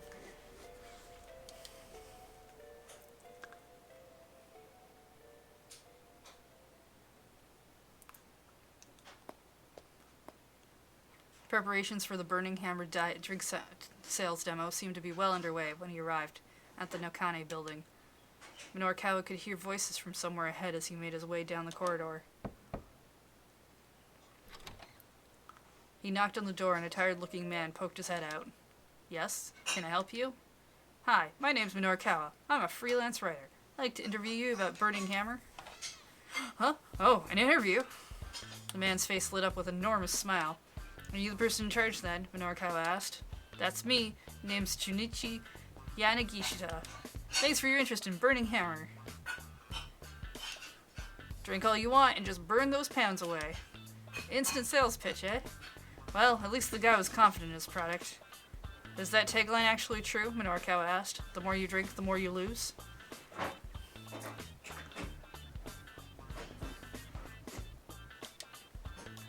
Absolutely. Have a try for yourself and you'll see. Here, free sample. Yanagishita produced a small bottle from his jacket pocket. It was filled with some kind of red liquid. So, this is Burning Hammer, huh? Yes, I don't mind telling you it's a fantastic product. I have a feeling he's gonna drink it, and this is definitely a bad end for him. A proud smile on Yanagishita's face spread from ear to ear. Minorikawa opened the bottle. Oh hey, Yanagishita said quickly. I think we already have Tama's bad end for this. I'm only missing 16. Which is an ending that occurs in Osawa's path. Before you drink that, what? You're not on an empty stomach right now, are you? Minorikawa blinked. What? Well, it's just, if you drink the product on an empty stomach, how do I put this? There's some minor health, it's just the body might not, it's just, look, don't sweat the details, it's fine, Minorikawa said. I didn't have any breakfast this morning, but hey.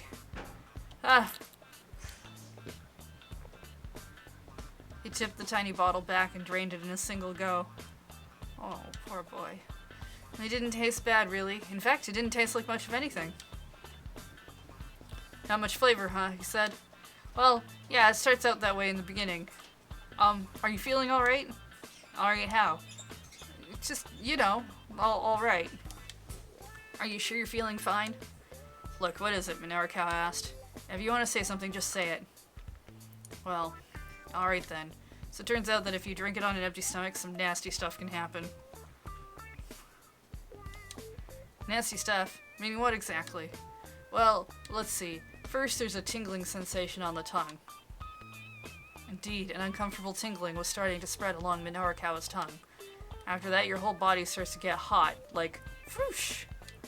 Minorikawa felt a flush spread across his skin. You'll start sweating all over. Sweat was practically streaming from his pores. A sort of steam will start coming out of your ears and nose. Water vapor began to gush from his ears and nostrils as if from a kettle that had reached a boil. And finally, you'll explode like a rocket? Before Minorikawa could hear what the last thing was, his body launched into the air like a rocket.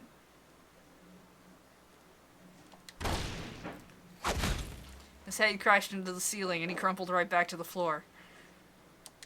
It felt like his heart might shoot out from his throat at any moment. Hey, Evlock, thank you for that cheer. Wow, everything really is a bomb in this game. Right? Yeah, it goes kind of like that, Yanagishita finished. He looked down at Minorikawa with pity in his eyes. It goes kind of like that? What the hell are you thinking selling something like this? Well, it's just, this isn't a diet aid. It's a death trap. Minorikawa shuddered, his whole body racked with pain. Well, to be fair now, I did ask whether or not you were on an empty stomach. Go to hell, you psychopath. You can't be allowed to sell this poison. I'm taking you down. Clutching his pen as if you were... This was the train sound effects. As if it were a sword, Minorikawa lurched to his feet, his mind little more than a blur. Die! He lunged for his foe. Yanagishita screamed.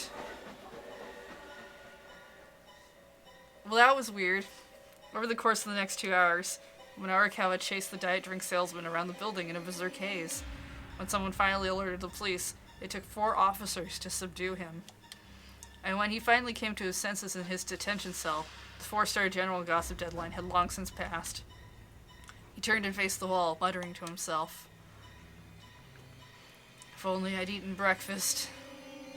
Yes, that's the takeaway.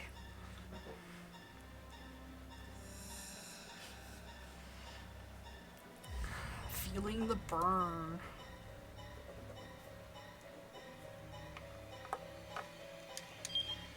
Drinking Burning Hammer turned Minorikawa into a rampaging maniac who wound up getting himself arrested. So yeah, showing up at the sales demo ahead of schedule, bad call. Maybe when he had time to kill, he should have visited Endo Electronics instead. Thanks, game. Alright.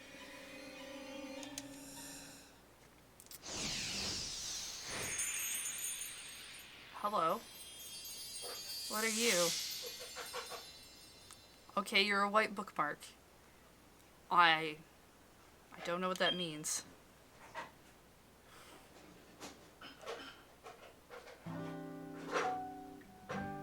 Is this one of those additional scenes? This looks like an additional scene.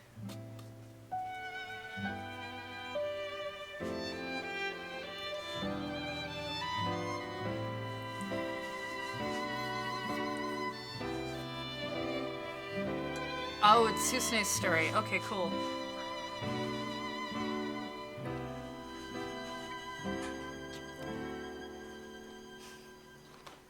Cute. Oh, I get it, because she's got a heart problem.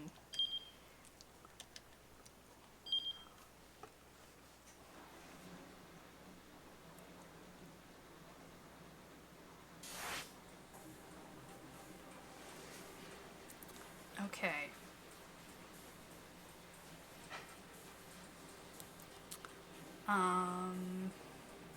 Pad and 16.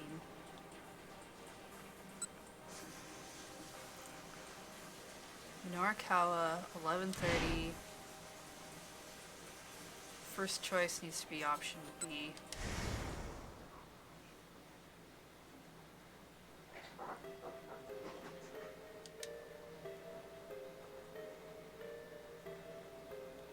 Now was dependable folks he could count on. He decided to email all his contacts from back in his staff reporter days. Emergency alert, come to heaven publishing ASAP. If not, someone is going to die. Minoru Norikawa. The message might have been extreme, but it was technically true. Still, he was taking a risk, hoping that someone would react to the email in time.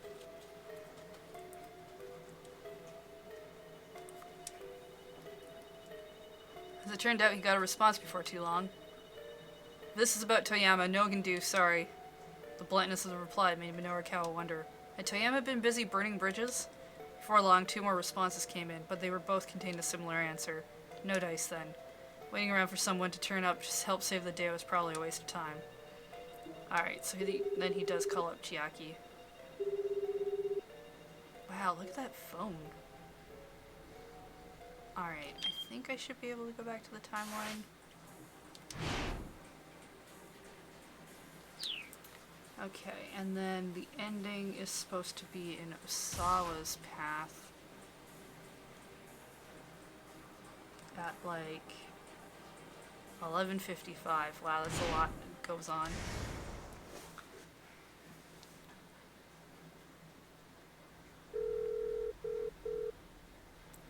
Let's see. Call up Tanaka. Something I want to show you. Could you come in here? Need a second opinion. Excuse me. I'll be right back.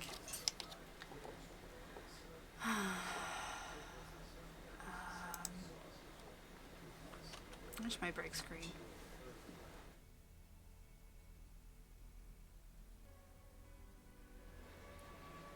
Alright.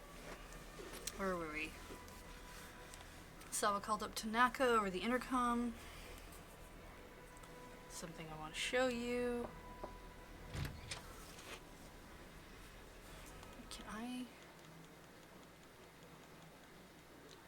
How much of this can I skip? Sawa viewed an image slideshow of the virus's propagation mechanism. It was a fascinating sight, no matter how many times he looked at it. Viruses existed to multiply, nothing more. They had no motives, no driving logic, nothing but simple multiplication. That fact held certain air of mystery. Viruses had emotions. How would they feel about their lives? Worn out, maybe? He had thrown himself into virus research in search of answers to questions, like that answers that no man could truly know. This development of the antiviral agent had really been nothing more than another job responsibility.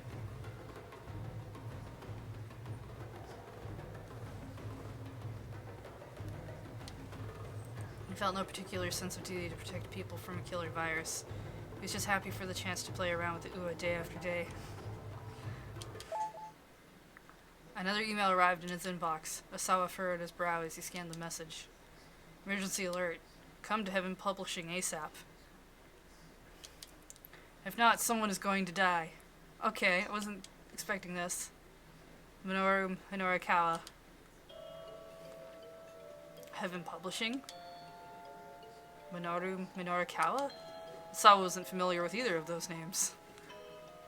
He wondered if it was related to the mysterious emails he'd received earlier. Or maybe the sender had some information about the kidnapping. The fact that the message had been signed with a real name instead of a pseudonym, along with its obvious urgency, certainly gave it an air of truth. And the words, "someone is going to die," filled him with a wave of panic. Maria! There was no time to waste. In a rush, he found directions to Heaven Publishing on his computer, and slipped out of the house. Why was that contact in your phone?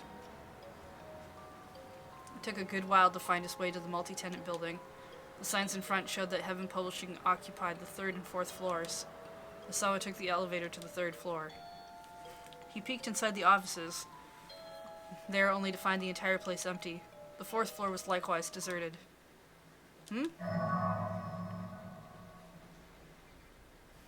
There was a rope dangling from the ceiling, tied off into a noose. It all seemed rather sinister, but Osawa had no idea what it meant.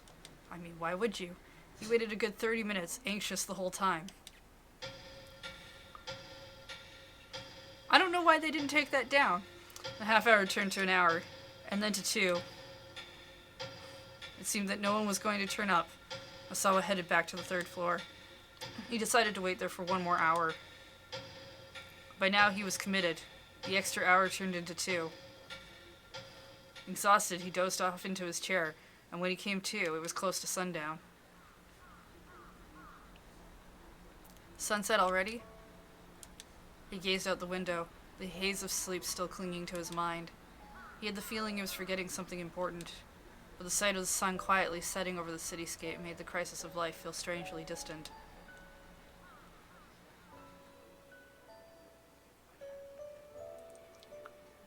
The time of peace and quiet he had longed for was right here.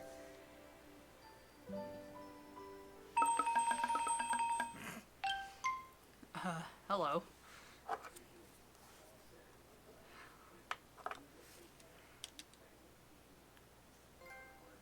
Alright, that's everything from the 11 o'clock block. So that was over here. We need to fix.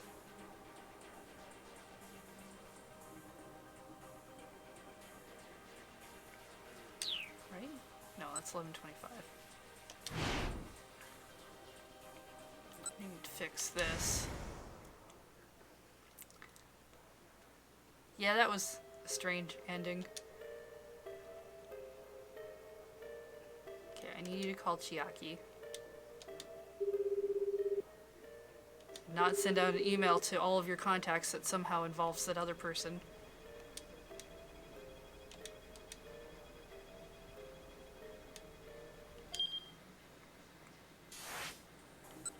Oh, it didn't stick, did it? Oh, no, that's right. I also have to change the other one.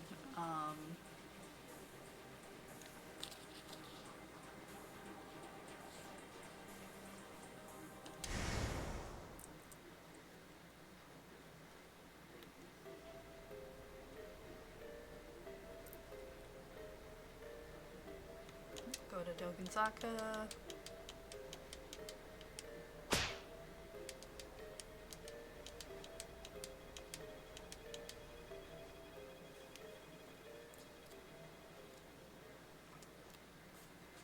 I should fix my timeline.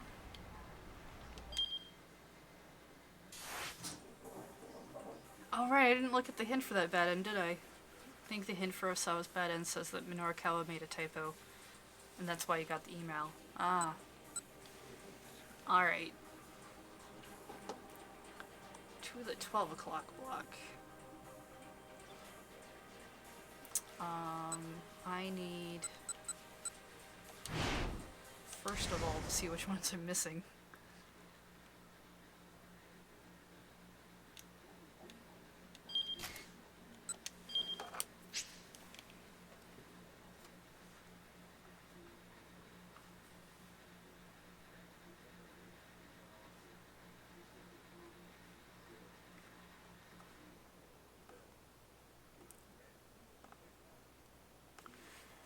Alright, I know I have 17 to 20.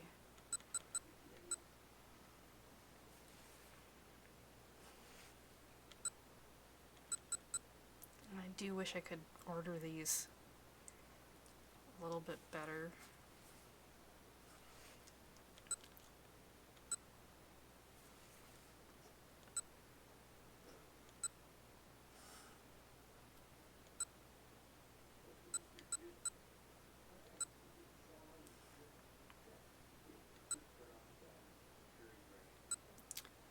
$19,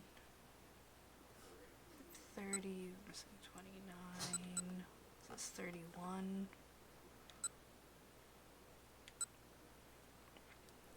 $3, $32, $23, we have $22, we have $21. 24 is the next one we're missing. Okay.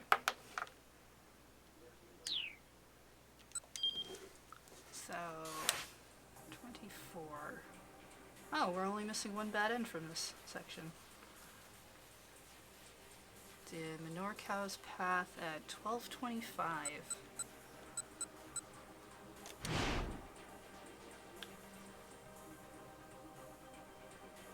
Option A.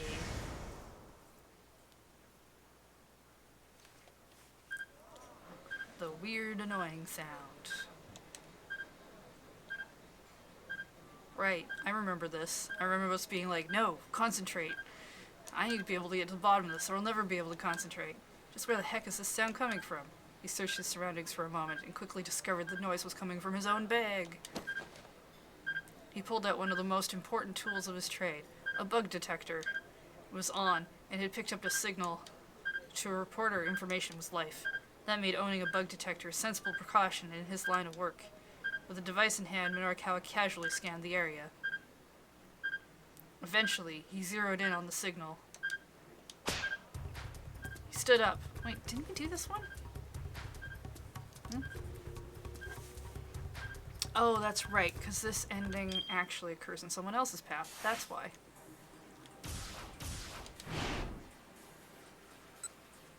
It's a weird sound, option A. But I need to go to Usawa at 12:45.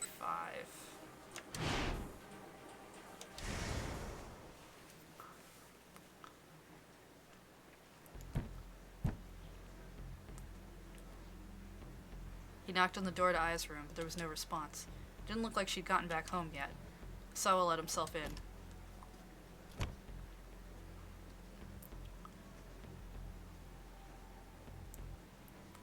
The stinging scent of her perfume pervaded the room, which was decorated all in white. Clothes were strewn all about as if to put her slovenliness on display. She'd been like this ever since they'd gotten married, and Usawa had long since stopped caring. It must have been Ai who tried to flush the ticket. He knew she didn't want him going to America, but still, couldn't she have found a better way to get rid of it? Thanks to her, he'd been stuck hunched over the damn toilet, fighting with the plunger. Usawa sat down on the bed amidst the brand-name clothing. Then he spotted something odd by his feet. It was a gold cigarette lighter. Just when had Ai picked up smoking? Usawa picked up the lighter and set it on the shelf next to the bed. He started out of the room, but then he noticed a scrapbook on the bookshelf. The rest of the shelf was filled with fashion magazines, so the scrapbook was definitely important. Suddenly, Kajiwara came barging into the room. "Mr. Usawa," he cried, "it's your wife. She's gone completely hysterical." "She's what?" "Please follow me." Kajiwara led Usawa to the cafe where Ai had gone. The instant he opened the door, Usawa's ears were assaulted by a veritable whirlwind of verbal fury. "What the hell are you doing? Hurry up and arrest this man." The grating, histrionic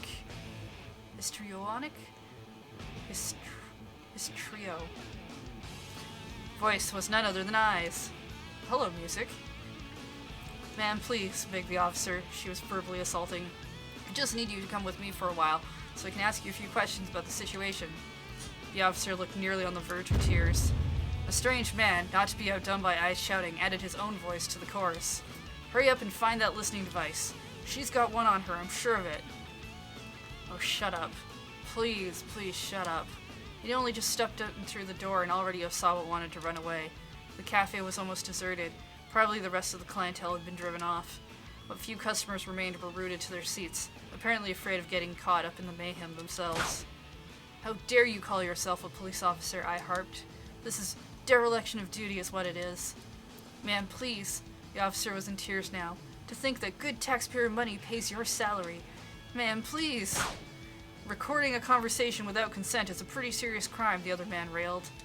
Not cracking down on that's dereliction of duty. Sir, please. You know what? Fine. I'll find the bug myself. Sir, please, the policeman exclaimed again as the man advanced toward I, holding out some kind of electronic device. I recoiled. Stop that at once! Don't you dare touch my belongings! Aha! So you do have something to hide! Alright, Kejiwara interposed himself between I and the strange man. Wow, he's way shorter than I thought. Oh, not you, I groaned. Why don't you mind your own business and get the hell out of here? Yeah, the man agreed. Mind your own business. Oh, don't you mind me, Kejiwara replied. Ma'am, your husband is here. He gestured at Osawa. Oh man, relatable mood. Osawa hadn't expected to be put on the spot. He stood frozen, speechless. Now what? I snarled. What do you want? Nothing in particular. Osawa began to back away on reflex, but I closed in on him. That's how it's always is with you, she shrieked. You never care one whit what I do you? And you know what? That's fine. But it wouldn't kill you to show a little concern when I'm under attack like this. You're her husband? The strange man demanded. Look, someone's planted a bug on your wife. Could she be caught up in something big? Tell me. Why? Why are they all coming at me now? Oh, good reaction image. Sir, please. The officer too turned to Osawa. We just want to hear your wife's side of the story. And I'm afraid I'll have to ask all of you to accompany me back to the station. Osawa felt like he was standing in the eye of a hurricane. There was whirling faster and faster. Are you even listening? Hey, you hearing us all right, man? Everybody, please. Osawa simply stood, paralyzed, and stared as the storm of fury raged on and on. But no matter how hard he wished for some escape, the storm showed no signs of passing him by. I want to go home. I never should have come here. Why? Why did any of this have to happen?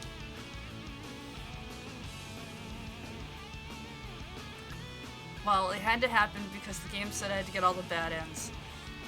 So, blame the game. I goes overboard. Osawa walked into the middle of an argument between his wife and some weirdo at the cafe. The fight kept escalating until everyone involved got an invite down to the police station. It's doubtful that anything Osawa could have said would have stopped I from leaving the house in a huff. So maybe the guy she's arguing with needs to change what he does. Alright. Takes care of 12 o'clock. I need to go fix that. Now Arakawa needs to focus on his work.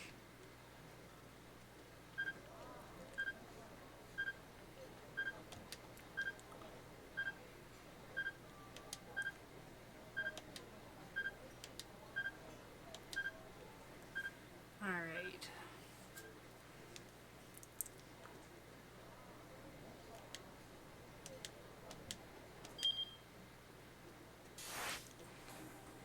So we have 25, 26, and 27. We need 28. Oh, it's Tam's path.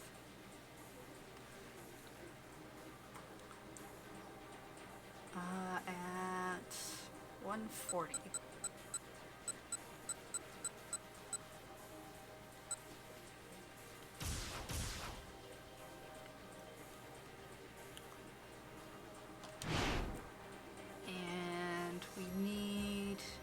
Choose option A, what to do with the cat suit.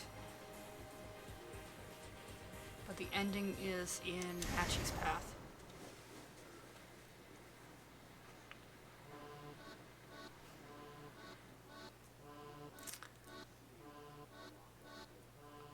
It's time I skinned this cat. I need to get rid of this costume, whatever it takes. Right, I remember that. We did that once. And then Achi.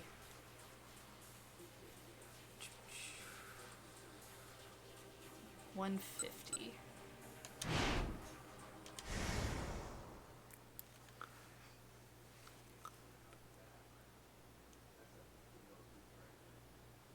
Sometimes I think that maybe I could apologize to those guys and we could go back to the good old days again. Well, that's never gonna happen. Not unless Susanne gets better. He stared into the distance at nothing in particular. At least he'd sorted out how he felt about his former pals. Right, they're stuck in the storage closet thing. Room.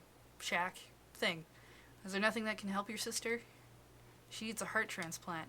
And the problem with the heart transplants is that the timing is tricky.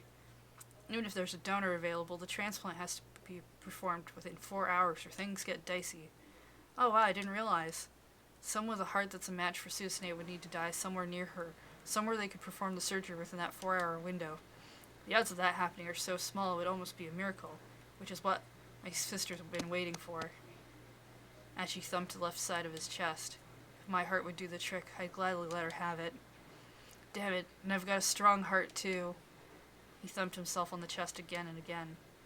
He didn't mention it to Hitomi, but Susanne's blood type made finding her a heart transplant even more difficult. She had Bombay blood. It was one of the rarest blood types in the world. Apparently there were only a few dozen people in all of Japan who had it. If Susanne were ever to receive a heart transplant, it would need to be someone who also had Bombay blood. Achi? Hitomi sounded like she was on the verge of tears. Wow, she must really feel bad for Susanne. If you did manage to find a heart for your sister, what would you do? What do you mean? Say, if you happened across someone who was a donor match. I would do anything. Anything? Yeah, whatever it took. I'd risk my own life if it meant helping Susanne. I mean, at that point I'd assume God had granted me a miracle or something, you know?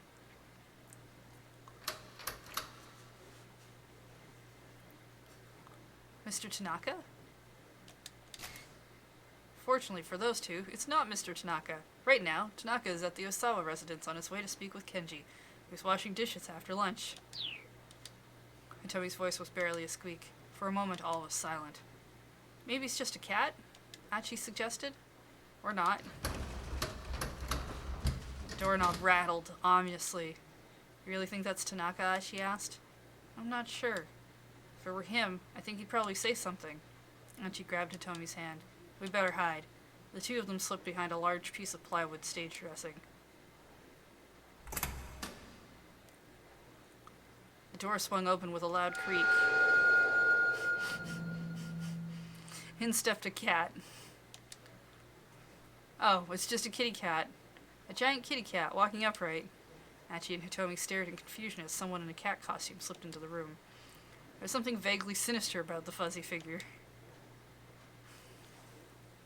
The cat had both hands stuffed into its pockets and shuffled as it walked, dragging one leg. You think that's someone with the theater troupe? Achi whispered. Maybe? The two huddled in the shadows, pressed almost cheek to cheek.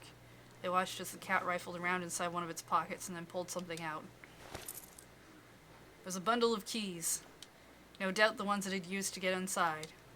Achi's eyes fixed on the furry mitt that held them. It was stained dark red. That could only mean one thing. Blood. At that moment, Achi finally realized just what was going on. That's no theater guy. It was the assassin. He'd used the cat suit to slip past the theater people and had somehow gotten his hands on the storeroom key. Now he tossed the keys away, then delicately adjusted the costume's wobbly head. Hitomi, we gotta run. Huh? Hitomi seemed frozen, mesmerized. The cat turned directly toward them. The fur around its mouth was stained crimson. Hitomi let out a high-pitched cry of shock. The cat drew its other hand out of its pocket. What? Clutched in its mitt was a gun. Achi and Hitomi had nowhere to run. Nowhere to hide.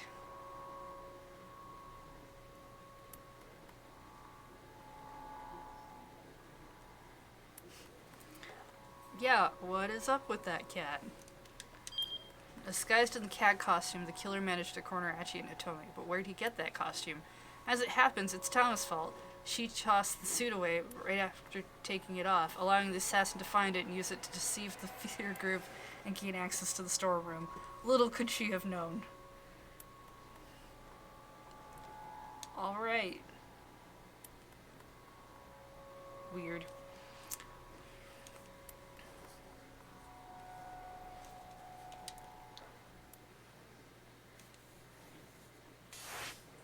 Alright, so I need 29. Okay. I'm gonna reverse the bad end. It's just easier for me to keep track.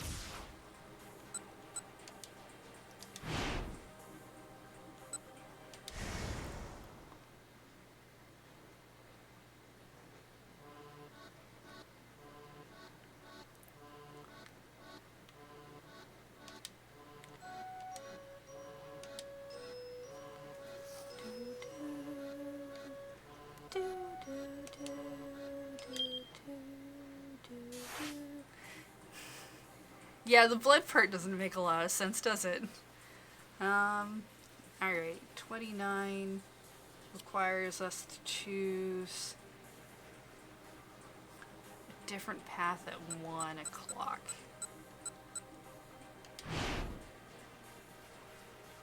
Option B, ending occurs in Tama's path.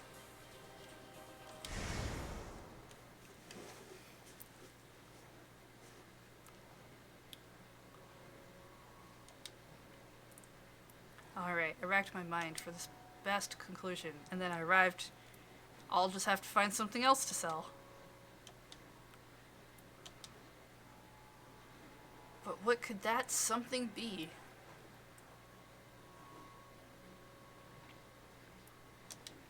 I try to think. Finding inspiration is like trying to squeeze blood from a stone. I rack my brain, searching desperately for a solution. Right. The Yanagachis? Nah, not exactly a must-have product. And even if we could sell a few, I don't know what they'd say about the folks carrying them around. Best for the whole world if we keep them off the streets. Let's see what else. Aha! I've got it! I picked up the miracle stone I just tossed away, clutching it firmly in my mitt. I tilt my gaze toward the heavens and make a wish. Please, grant me a miracle. And my wish is granted.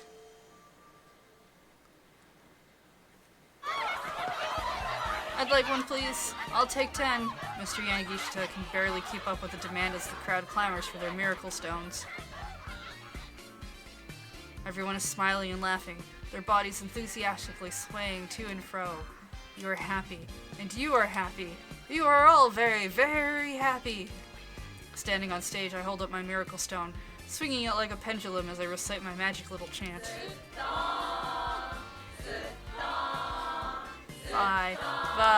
Buy a miracle stone. Stone, oh, stone, stone. The room vibrates with cheering and rumbles with applause. It really is like a miracle. I think I've actually turned this disaster around. Whoever smashed all the burning hammer, I don't know who you are or where you are, but thank you. I realize now that I'm crying tears of joy. I never felt satisfaction like I feel right now, seeing all these blissful customers purchasing one miracle stone after another. It feels like nothing could possibly go wrong. Honestly, I'm just grateful to God that I get to be here right now. I have the utmost conviction that this is where my life truly begins.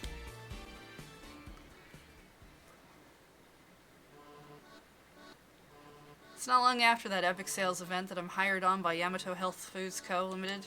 Pretty soon after that, I'm on a plane bound for South America. I'm on a business trip to purchase our next product, Amazonian Miracle Mud.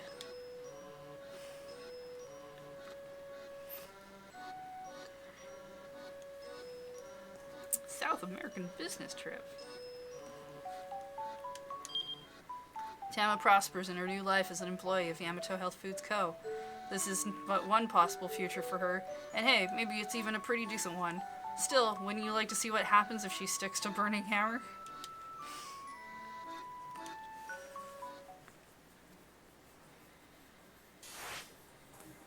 Okay, and then I need 32, which I think is the same option. B, yeah. Okay, and Minorikawa at 1310. Oh, right, yeah, this would make sense for this to interact. Long last, he arrived at the Nokani building, where the event was being held. The wall by the elevator was plastered with posters about Burning Hammer. Get it or regret it. A scene in magazines. 100% weight loss guaranteed. The messaging was kind of a mess. Felt like they'd been thrown together at the last minute. Minorikawa avoided the elevator in favor of the stairs, rushing up to the event site on the 3rd floor.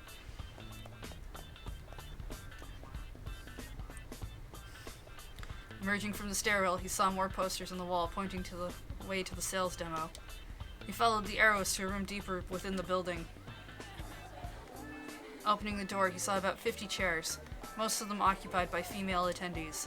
There was a stage set up at the far end of the room, but nobody was on it. It appeared the event had yet to begin.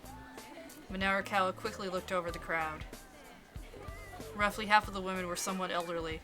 All of them looked like they could stand to lose some weight. And for some of them at least, that ship had surely sailed some time ago. The crowd gazed at the stage with rapt anticipation. A beverage that allowed you to eat plenty and still lose weight was definitely an appetizing proposition. Could something like that really exist, though? Ah well, Minorikawa was just gonna have to wait and see. He did his best to get his mind into journalism mode. Ladies, terribly sorry to have kept you waiting. At the presenter's cue, the cat mascot appeared and took the stage. The audience broke into applause. After waiting patiently for the applause to die down, the cat produced a small box from which she slowly pulled a pendant sent with a blue stone. It certainly wasn't a diet drink, whatever it was. Minorikawa wasn't the only one who quickly realized this wasn't a Burning Hammer sample. After staring for a moment, the rest of the crowd began to fly into an uproar. "Quiet!" the cat shouted. Taken aback, the crowd quieted down. The cat held the pendant up high so that everyone could get a good look at it. "Do not take your eyes off of this pendant. If you do, you will die."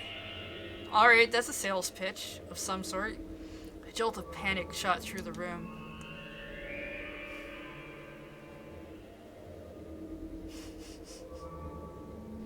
Slowly, the cat began swinging the pendant back and forth.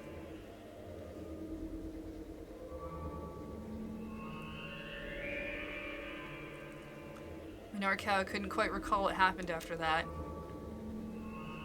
When he came to his senses, he'd already pulled a 10,000 yen bill from his wallet, handing it to the man who he assumed was the demo organizer. In exchange, he received a pendant the same as the one the cat had been holding. Wow, that's expensive. "I've done it," Minorikawa muttered to himself excitedly.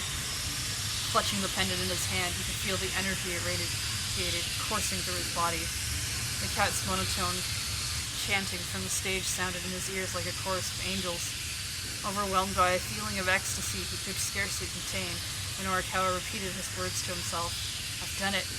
With this, I'll be the greatest writer the world has ever seen. My articles will stir the emotions of the entire human race. They'll laugh, they'll cry, they'll tremble with fear, they'll jump with joy. No longer was the Pulitzer Prize a mere dream. It was practically already his." A prize awarded for excellence in journalism. Literature music composition, named for American journalist Joseph Pulitzer, active during the late 19th and early 20th centuries, and administered by Columbia University, whom he willed all of his money in order to establish a journalism school. 3 Japanese photographers have been awarded the prize in the past. Yasushi Nagio, Kyoichi Sawada, and Toshi Sakai. When Minoru wanted, no, he needed to tell someone how excited he was. This miracle he'd attained, he wasn't going to just squander it on himself, oh no. A journalist of his stature needed to share what he knew with all of humanity. He opened up his laptop. He booted up his word processor program. He deleted all of the articles he'd been working on. He knew what he really needed to write. Special edition report on the Miracle Stone, only in 4-star General Gossip's spring issue. Must-have stone, already in many fashionistas' collections. Look out, world. Mysterious gemstone set to change international balance of power. Blessed by the Miracle Stone? Get your hot stock tips here. The pages originally slated for the pros and cons of security cameras and washed-up screenwriters were instead filled with glowing praise and rave reviews for the Miracle Stone. Never had Minoru Kawa been more proud of his work.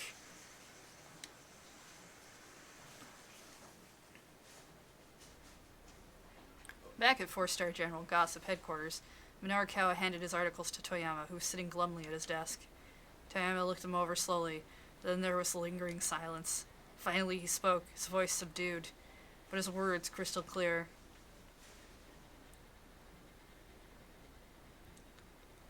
Yeah. This is all getting axed.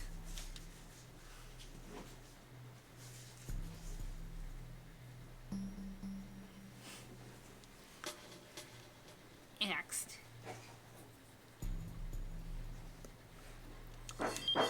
Desperate though he was for copy, Toyama still rejected Minoru Kawa's articles. Probably a good indication of how bad they really were. Maybe the Miracle Stone wasn't the breaking story Minoru Kawa wanted it to be. Tama and her pals really need to be selling Birmingham instead.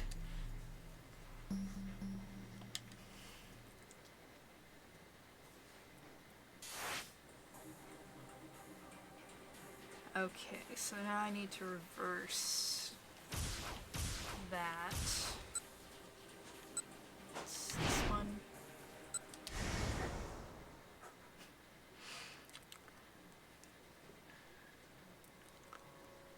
Look, it's just best for everyone if you actually sell Burning Hammer.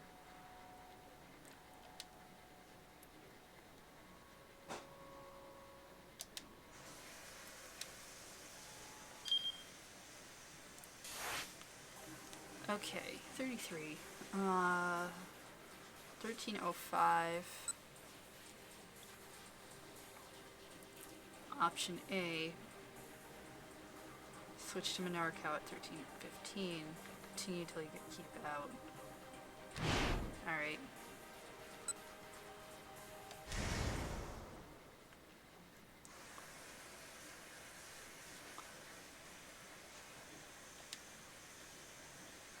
Right. The rock, paper, scissors thing. I remember we did that. Okay, so option A.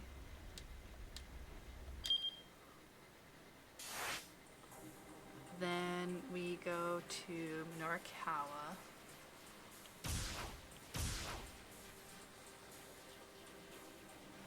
Until you get a keep out. Okay, it looks like we've got that, so that's fine. Then back to Tama at 1335. Jump to Minoru Kawa to break the keep out. The jump is hidden, and then the ending occurs in Minoru Kawa's mouth. Wow, that's complicated.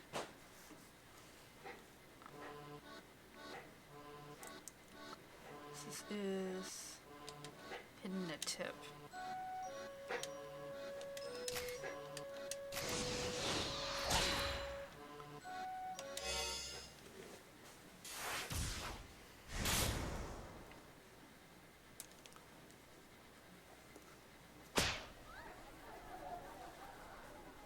And it occurs at 1350. Time's up. Minoru Kawa had had enough. You gather up customers for a product that doesn't even exist and try to sell them something else.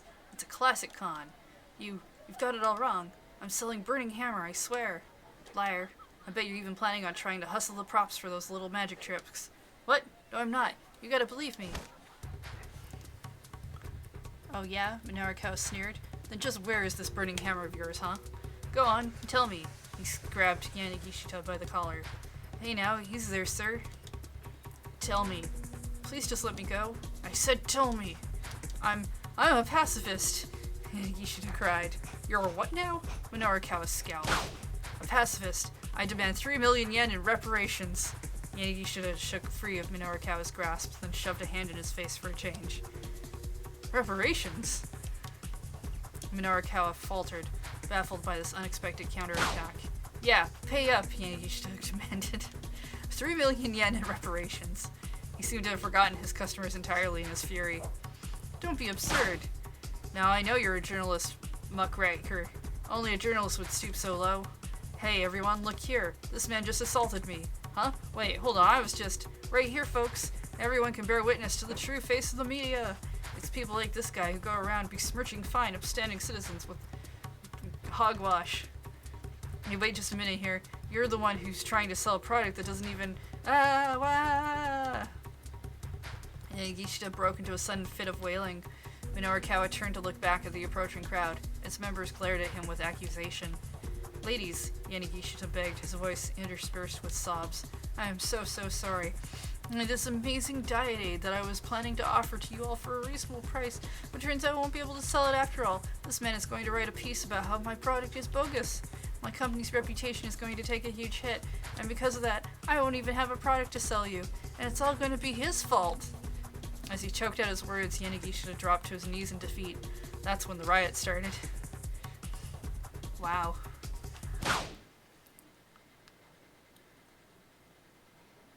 Minarakawa wasn't sure exactly when he blacked out. When he came to, he was sprawled out on the floor. Craning his neck to look around, he saw no sign of Yanagishita or his customers, only tattered flyers and busted chairs strewn about the room. There was a ringing in his ears. The back of his head throbbed painfully. His arms felt too heavy to lift. It was like his entire body had been transformed into a lump of cement. Finally, he remembered. After Yanagishita's little act, the crowd had descended on Minarakawa from all sides in a frenzied free-for-all. Against an angry mob that size, he hadn't stood a chance. They'd worked him over until he was black and blue. In the midst of the fracas, while the customers were distracted, he caught sight of Yanagishita sneaking out of the room. Clearly the man was no stranger to worming his way out of sticky predicaments.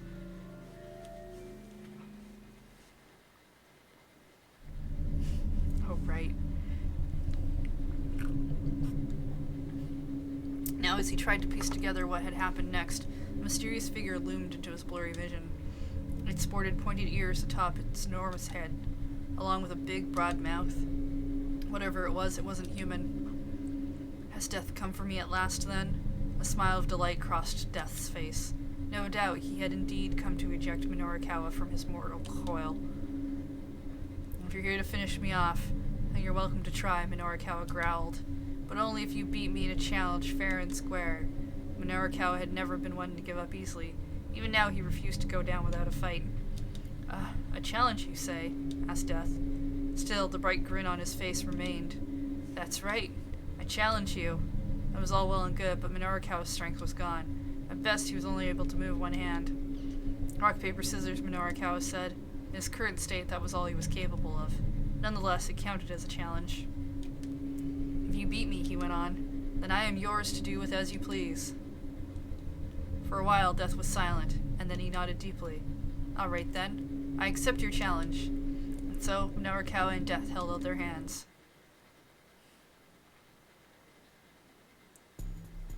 Minarakawa tried to throw a rock, but with several of his fingers broken, he couldn't quite curl them into a proper fist. Death, on the other hand, threw paper. I've lost. All at once, Minarakawa's last remaining energy drained from his body. I remember the bad end from Tama's section on this. The rampage. A simple complaint about the demo's delay turned into an argument with Mr. Yanagishita, and ultimately into an all-out melee. If only there'd been some burning hammer around, this might never have happened. There must be something Tama can do about all this. Smart money's on her.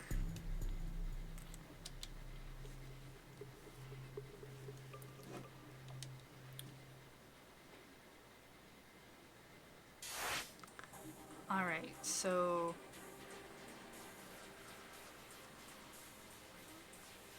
to reverse that, I need to go back to Tama. What's it? 1305. This one.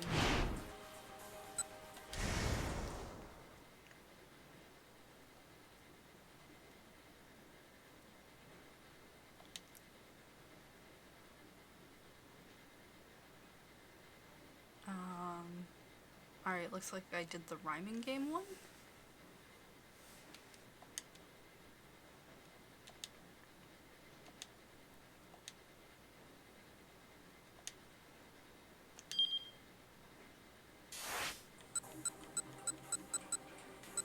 Yeah, okay, that looks like that fixed it.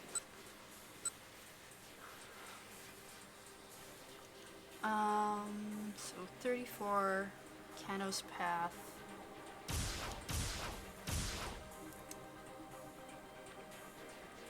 $130.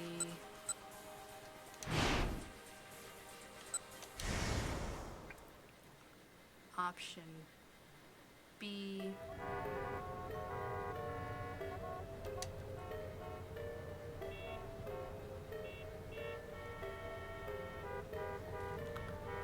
Alright, option B. Dialed up Detective Kajiwara, who was stationed at the Osawa residence. Could get more information. And then the ending actually occurs in Osawa's path. Ugh, annoying. The noise. The noise is annoying.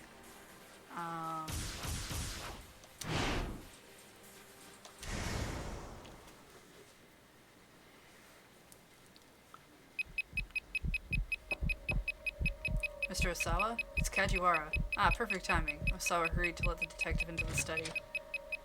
The bug tracker's picking up signals. Oh? Yes, from all over the room. What should I do? Mr. Osawa, please calm down. As if that were even possible right now. Feels like there must be 10, maybe 100 listening devices in here. Kajiwara didn't miss a beat. Let me be honest with you.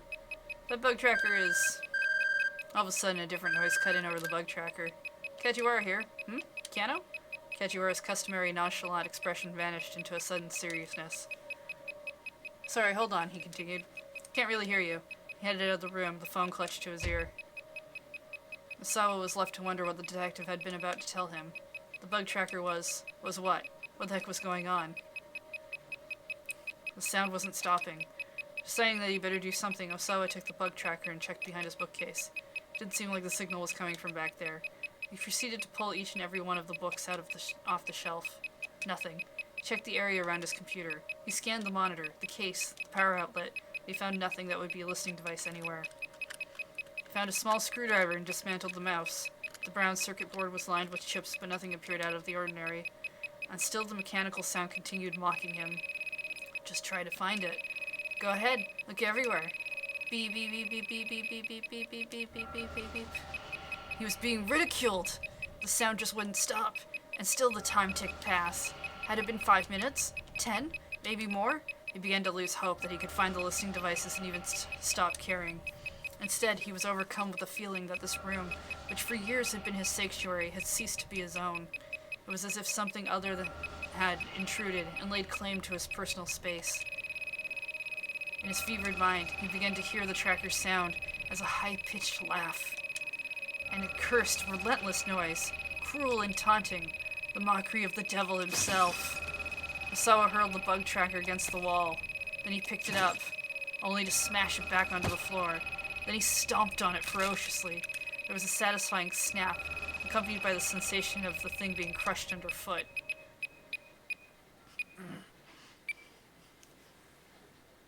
The noise stopped. Or, well, it ought to have. And yet for some reason the horrid noise kept sounding in Osawa's ears. It wasn't coming from the bug tracker after all. It was inside his own head, somewhere inescapable, echoing within his skull. No, the noise didn't stop. It only grew louder. Why? Why? Why? Osawa screamed. Why? Why was he being tormented like this? He couldn't take it anymore. He couldn't even think straight anymore. Hey, Busthead. He felt his mind beginning to dissolve.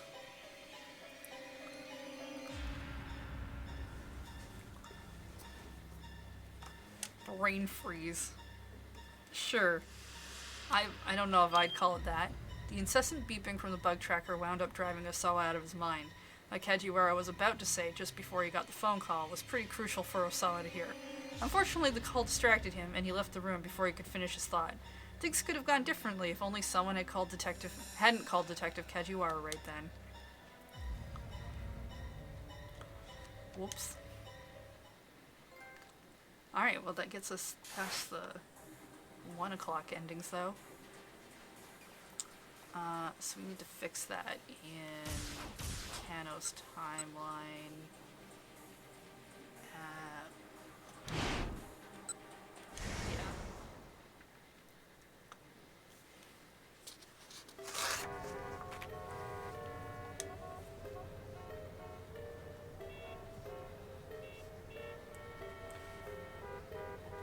Right, so we gotta dial Sasayama instead.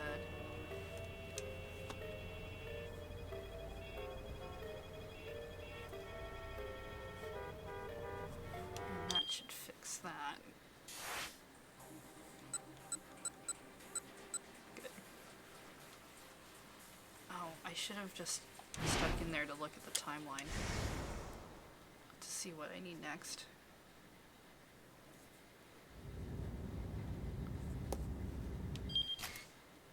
I kind of wish they had put this list like accessible from the timeline instead of being in a time.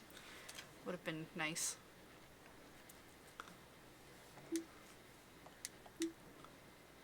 Okay.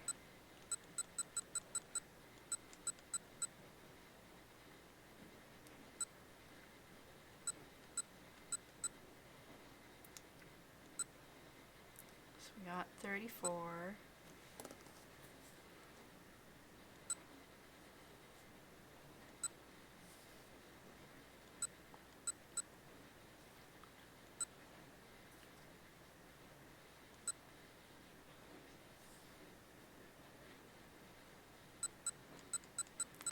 This one, 33, we have 37,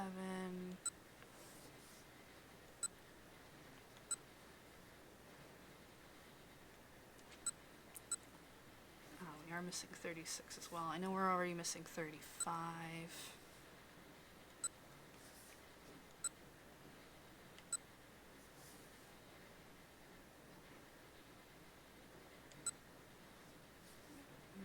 Oh, we got 42, which was an explosion.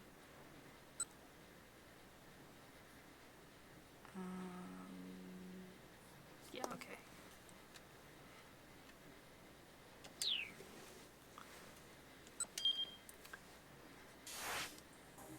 I think we can get through probably the few we're missing in the 2 o'clock block. I don't know if we can get further than that today. Let's see. Bed end 35. We start in Maria's Path at 2 o'clock. And we need to pick option B.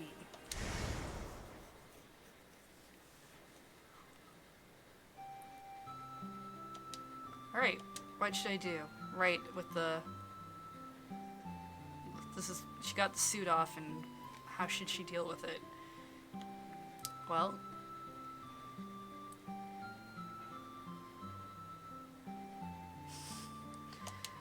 Option B. He obviously wants to help me. May as well have him help me get rid of the costume too.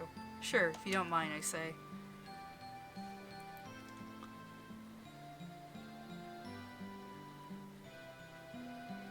Pay him the 30,000 yen, take the necklace, and leave the knick-knack shop. Alright. But the ending actually occurs in Kano's timeline. At 2:55, wow. It happens much later.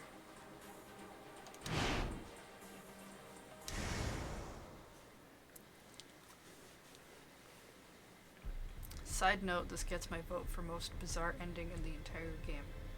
Alright. 10 minutes later, a man clad in black appeared on one of the monitors. The operator lined up his cursor.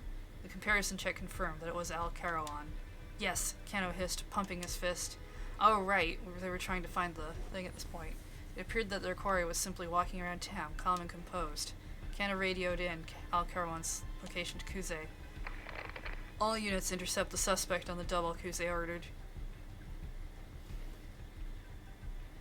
I have a feeling I kind of know how some of this is going to go.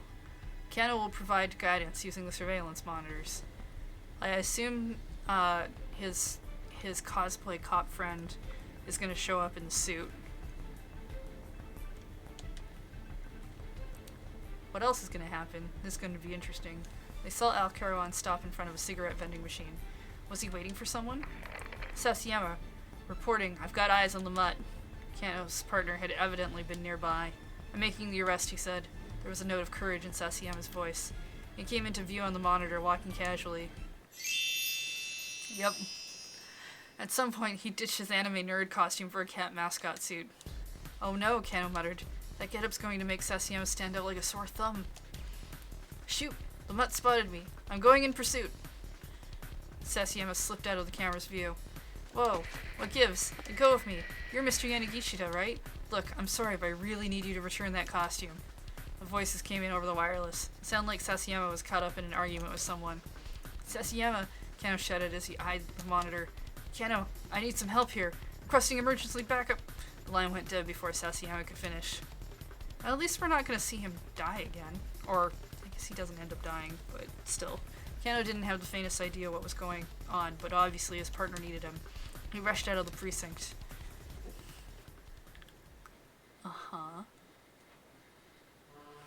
When he arrived on the scene, he saw Sasayama still in the cat suit, caught up in a scuffle with a man he'd never seen before. There was no sign of Al Carawan. Sasayama, what's going on? That's an excellent question, Sasayama replied. This guy just came at me out of nowhere. He sounded pretty riled up. Sir, I need you to return this costume. My boss was very insistent on that point. The man was panting with exertion, shouting in Sasayama's face. Was he the owner of the suit? What's the deal with that thing, Sasayama? Kano asked. I bought it at a variety store on Center Guy. Figured it'd be a perfect disguise. I didn't steal anything. Sir, I'm telling you, you need to give that back. I'm telling you, you've got no idea what you're on about. Sasayama stamped his foot. I realize that you're not Mr. Yanagishita. That isn't the issue. Just need you to return that costume. Alright, sure, I'll give it to you. I just need it a little longer, so let go of me. I can't do that, sir. I need you to get out of that suit right now. Yeah, I get that, buddy, but no can do. It's like I told you before. The zipper on this thing's snagged. Kano watched as the argument descended further and further into absurdity. Meanwhile, Al Carawan was getting away. This was ridiculous. He turned to go in pursuit of the suspect. Kano, wait, Sasayama called out. Come on, help me out, man. Huh? Help me get this thing off. Now really isn't the time for this, Kano replied. I'm going after the suspect. Oh, I get it. You're gonna ditch me here so you can take all the credit for yourself. Well, what? I was this close to nabbing the guy. That arrest is mine to make. And you know it. It wasn't as though Kano couldn't empathize. Sasayama hadn't been blindsided by this random stranger. He probably would have caught Al Carawan just fine. Alright then, Kano said. He reached for the zipper at the back of the cat suit. But as Sasayama had said, the metal fittings were snagged and refused to budge. Hurry up! I'm trying! There wasn't much time to do this slowly and carefully. Kano yanked down on the zipper hard. Stop! The stranger shrieked in alarm. Don't be so rough like that. But if I don't, I'll ever... You mustn't! If you aren't careful, you'll cause a malfunction. Malfunction? What the hell was this guy talking about? Kano got an ever firmer grip on the zipper and pulled again. Oh, okay. He paused in surprise as Sasayama mewled.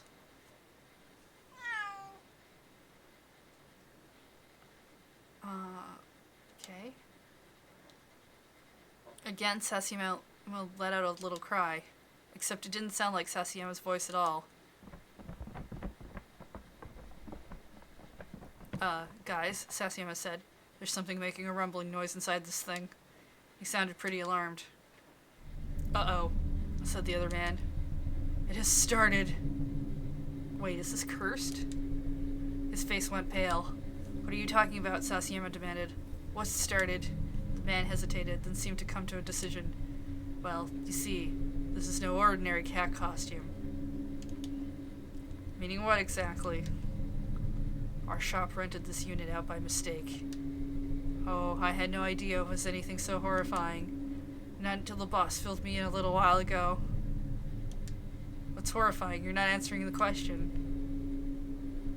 The man's gaze grew hollow and distant. Cats, he said.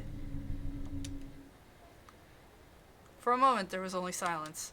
Then Sasayama spoke up nervously. Well, yeah, it's a cat. I know that already. No, you're not listening. This is a cat's. Like I said, I already know it's a cat. Anyone can see that just from looking at it. No, not a cat. Cats!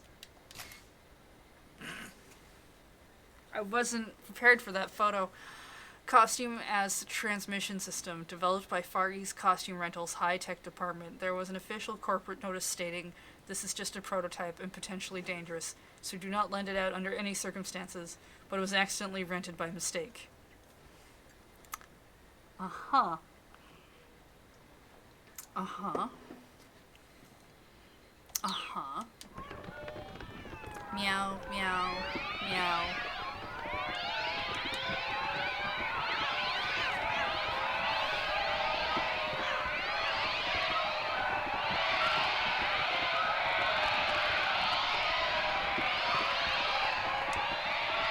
I'm not reading all that. The meowing started back up again. With each new meal, the sound got faster. Soon it sounded less like a cat, more like some mechanism that was worrying about. Uh-huh. There was a sudden, fierce, blinding flash. Space itself began to warp in roughly 3-meter radius around Sasayama in his costume. Uh-huh.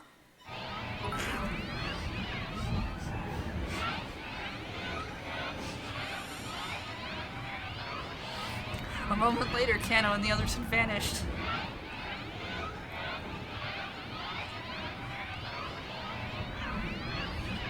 What? Yeah, okay. Kano, Sasayama, and the rental guy were sent into another dimension due to a malfunction in the cats. Detective Sasayama should probably never have put that cat suit on. He mentioned buying it at a variety shop in Center Guy. That's your lead here. Yeah, okay, that was really weird. How do you even come up with an ending like that? Okay, I need to go change Maria's ending back to stop them from going to a different dimension. It's at 2. Right. That was so weird. I was expecting him to turn into a cat or something. Like many cats, the way that was going. I was not expecting a different dimension.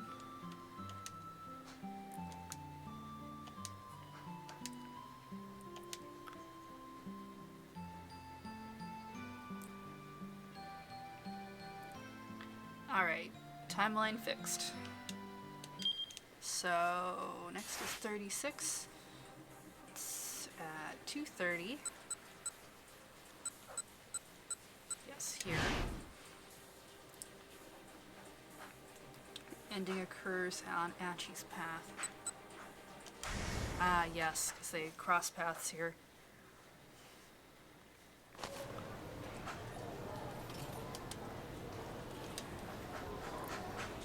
Maybe I should hide somewhere where there are fewer people. Scurry off to the far corners of the floor.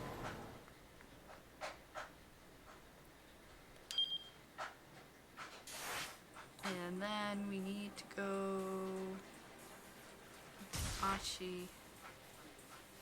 supposed to occur 2:35.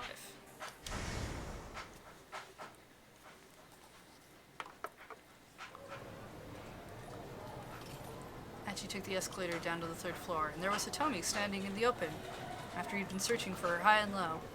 There you are. I thought we were going to meet on the 2nd floor, Achi said. She stared back at him in confusion. Ah, well, anyway. Come on, we have to go hide. Hide? Why? She gave him a dubious look. Achi felt like something was off, but now wasn't the time to dwell on it.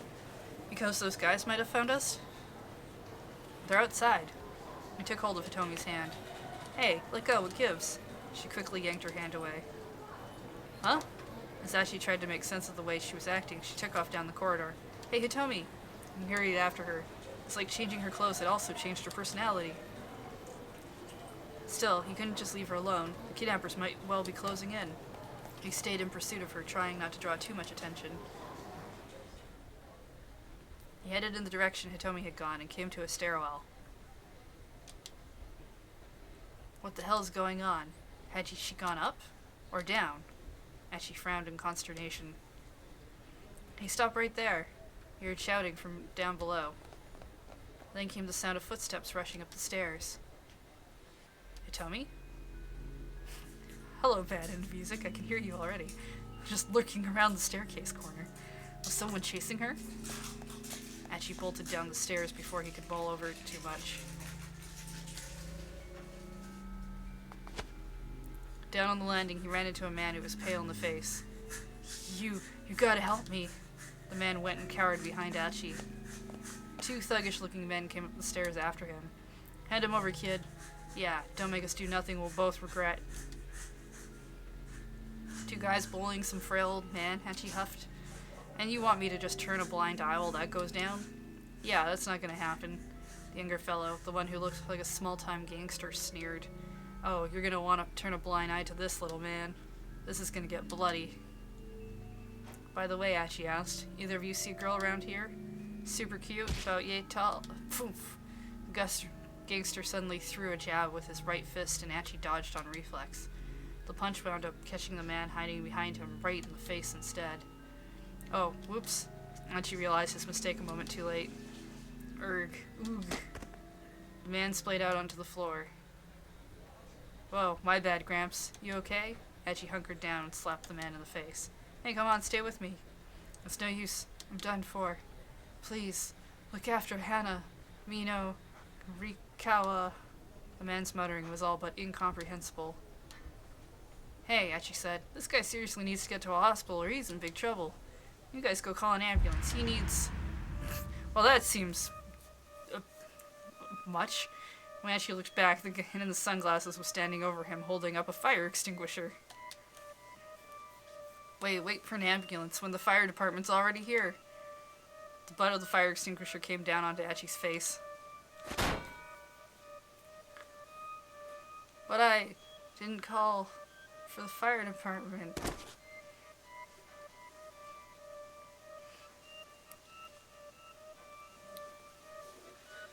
I didn't call for the fire department. While chasing after Hitomi, Achi had run in with some Yakuza and got beaten up. But actually, the girl Achi was following wasn't Hitomi.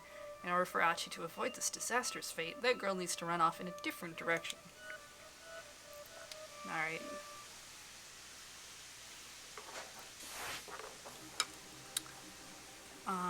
Yeah, I'm just gonna continue with the bad ends. I'll figure out the special episodes after. So that was 36. Our next one is 38, which is something in Kano's path. So I'm gonna reverse what Maria did.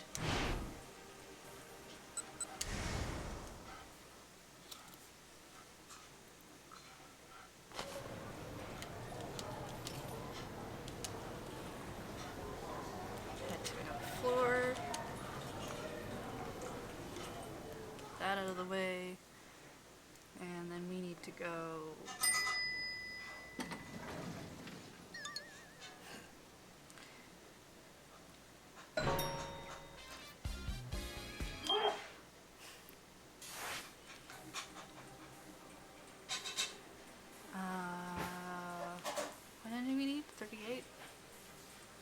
Kano's path. Oh, right. No, that says 1420. It's like, that can't be right. Kano. 420, but really 2. Hey, Mamo. And for this, we need option B.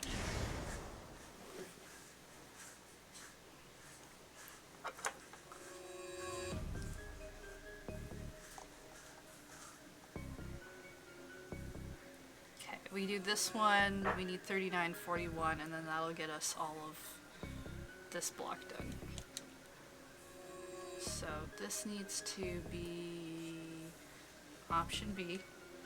I know what the Syndicate's really after, Mr. Osawa. It's you. Osawa remains silent. Mr. Osawa, is everything alright? But we need to go to Minorikawa's path for this ending.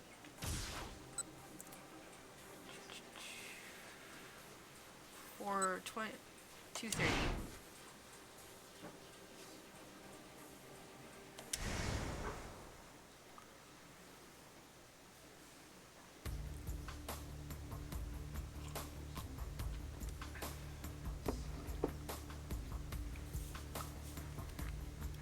Shoto was one of Shibuya's, indeed one of Tokyo's most upscale residential districts.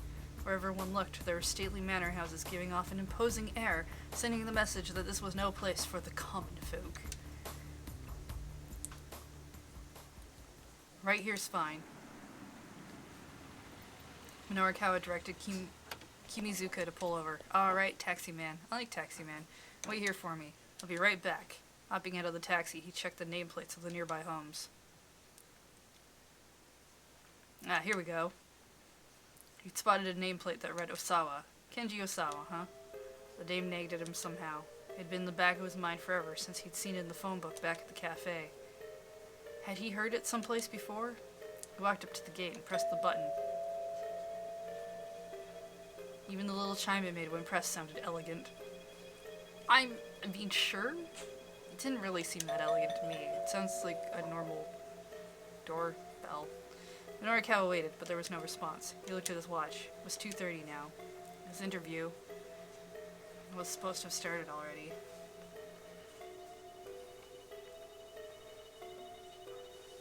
It just says that the ending occurs here.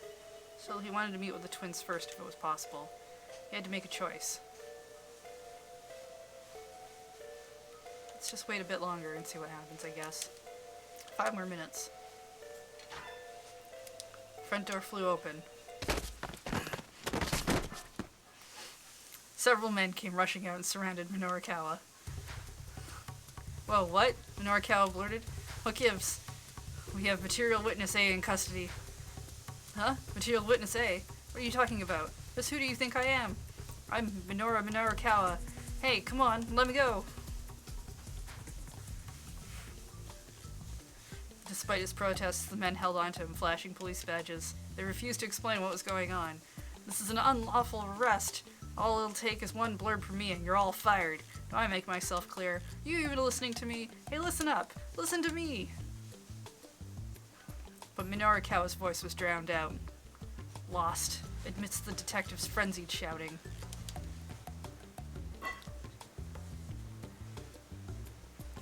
It's a good thing these bad endings are fun. Material Witness A. Minorikawa got arrested without even knowing what he'd done wrong. Needless to say, he's not actually Material Witness A. This all happened because of something Osawa said, but he only said it because of something someone else said to him. For the long in Osawa's story, you should be able to find out who said the wrong thing.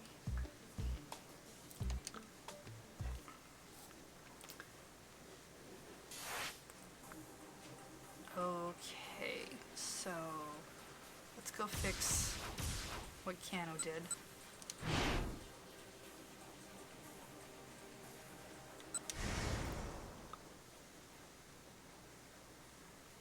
I can definitely see why it's easy to miss some of these.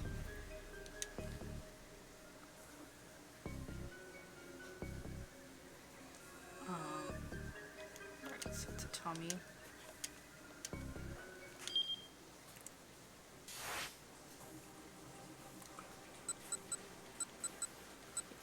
fixed.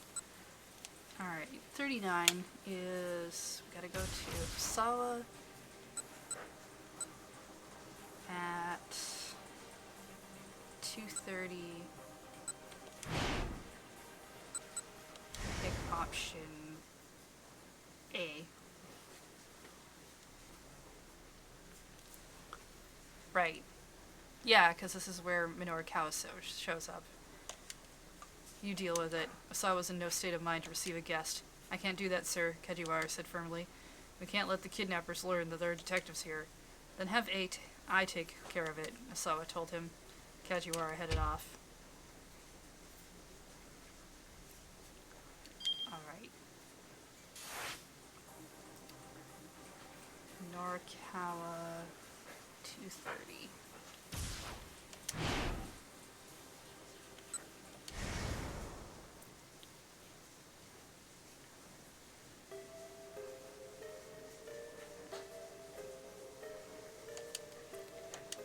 Five more minutes. A woman's voice came through the intercom. Who is it? It's Minoru Kawa. Where would I know you from, Mr. Minoru Kawa? Oh, you know, here and there. I mean, there's really only one Minoru Kawa, really. I don't have time for such nonsense. Please be on your way. I'm not going anywhere until I get an interview. Interview? Who are you with? The woman's tone had changed now. Maybe Minoru Kawa could simply talk his way through this. This is a piece for 4-star general gossip. Ah, perfect. I've been wanting to talk to them. Was this one of Miss Midoriyama's winners? Or perhaps it was the girl's mother, eager to boast about her daughter's achievement. Oh, this is going to go real badly for you. I assume you're familiar with defamation of character, the woman said. What are you talking about? Article 230 of the Penal Code of Japan defines it as any attack against a person's reputation or societal standing. It's a very serious crime. I know what it is, Minoru Kawa said. What's your point? He had a bad feeling about this. Why discuss libel laws right before an interview? Oh, I'm not letting you get away with telling me you've forgotten. I wonder if you'll remember once I bring up charges. Her tone was calm and level, but laced with malice. You're talking nonsense, lady. Are you the mother? I've got business with your daughters. Put one of them on the line. Nonsense? The woman's wrath radiated from the intercom. It's your 4-star general gossip that specializes in nonsense. Her voice was so loud that it was cracking. Detective, arrest this man. He's a criminal. Detective, huh? You don't really think I'd fall for that, do you, lady? Just who do you think I am? I'm Minoru Kawa. He crossed his arms and struck a defiant pose. Then the front door opened and several men came trotting out. Sir, one of the men said, we'd like to ask you a few questions. At the word sir, the man flashed his badge and Minoru Kawa turned to run on reflex. He hadn't thought she'd actually send detectives after him. Just what the hell had Heaven Publishing done to her? Never mind, he needed to get out of here. He couldn't afford to get arrested right now. Oof.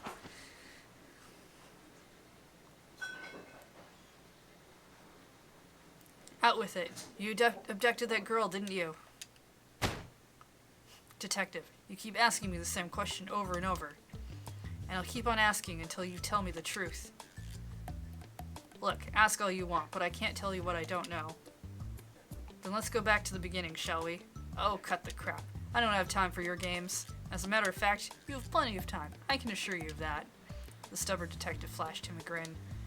I can keep doing this for days if that's what it takes to get you to confess. Whoops. And so the interrogation went on for hours. In the end, once his innocence had been established, Minoru Kawa was finally released. He wrote a scathing indictment on his experience. The report shook up the system in a major way. But that's another story for another day.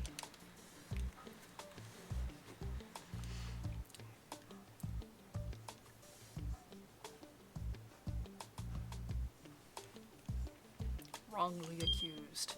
Minoru Kawa was arrested for a crime he had nothing to do with. That woman he talked to must really, really hate 4-star general gossip. Clearly he had no hope of getting anywhere with her, but maybe there's someone more understanding who might answer the intercom instead.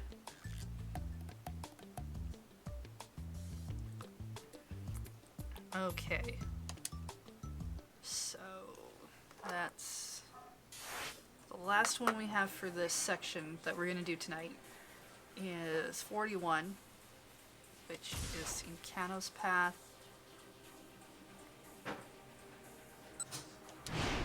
Here. And we need to change this to option B, which is the correct one.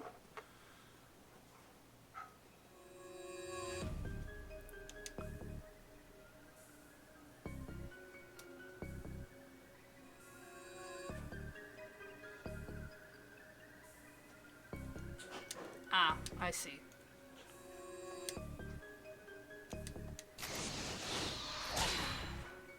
I'm just gonna make this jump here.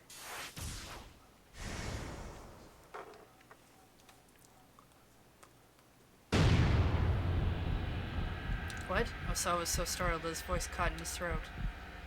What are you talking about? The antiviral research was top secret. How did some detective from the Shibuya precinct know about it? Osawa was bewildered. I'm the one asking the questions here, Mr. Osawa. Did you give the antiviral drug to your daughter Hitomi? I'm not sure I understand the question. I know what the syndicate is really after, Mr. Osawa. Osawa's mind went blank when he heard what Kano said next. He could give no reply. Mr. Osawa, the detective continued after a moment. Is everything all right? Without really thinking, Osawa hung up. Osawa staggered out of the living room. He needed to be alone. To his surprise, Kajiwara didn't try to stop him. Oh, this is... Shutting his study door behind him, he dropped onto his sofa, then got out a bottle of pills. He stared at it, thinking back on what the detective had told him. I know what the syndicate is really after, Mr. Osawa. It's you. Detective Kano had a point. From a financial perspective, Osawa's discoveries, and indeed Osawa himself, were incredibly valuable. Immersed as he was in his research, he had never imagined he'd become a target. The kidnappers had used the artlessness to catch him completely off guard. He thought back to the emails that A had sent him. For now, they were just stringing him along, but before long, the guilt bombs might turn into more direct threats. They would extort his money, steal his research, and finally have him killed. It was so easy to see what their plan was now. And the worst of it was, he wasn't their only target. Kidnapping Roria would only be A's first step. Osawa contemplated in horror how his family would all be victimized because of him. But there was only one thing he could do. He poured a mound of sleeping pills out into his hand, and then he took them. I don't really want to read this. There's the front door. Door opened up, Kajiwara appeared inside. Are you okay? Detective's voice was rapidly fading. He fell asleep.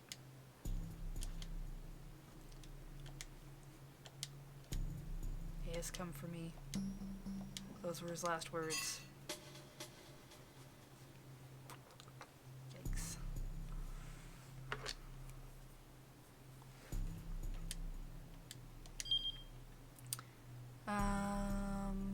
Yeah.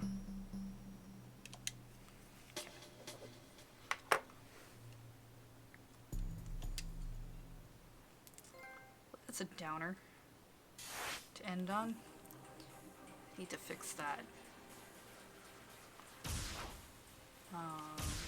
Kano.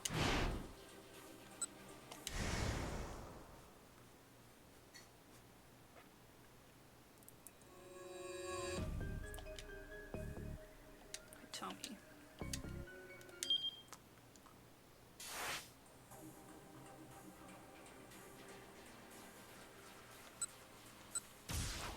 Why do I still have a bad end here? Is there something else I didn't fix? Oh, right, I didn't fix the, is it this one?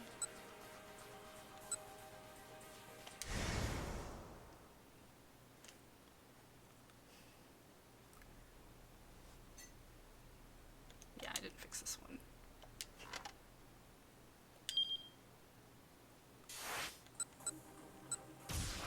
There we go. Much better. Alright, so that's everything in that time block. We still have 3 o'clock and onward to do. That's going to probably take a while, so we'll continue that next week. And there's some special episode things we still need to do to finish up this game. So, we're going to leave it there for now. We'll come back to this game on next Thursday. Next stream is going to be Sunday, though, 10 a.m. Pacific time, and we will be working further on the longest 5 minutes. The game kind of crashed last time we played, so there's a little bit of backtracking we're going to need to do. So that'll be what we end up doing on Sunday morning.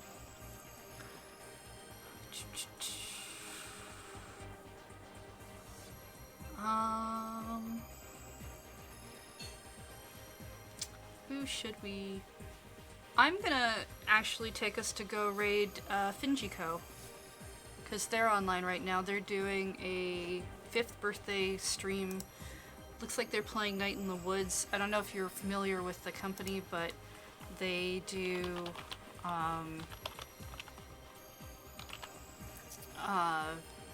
they publish a lot of different games. I think Night in the Woods is one of them, along with they're working on that Tunic game to publish and a bunch of stuff.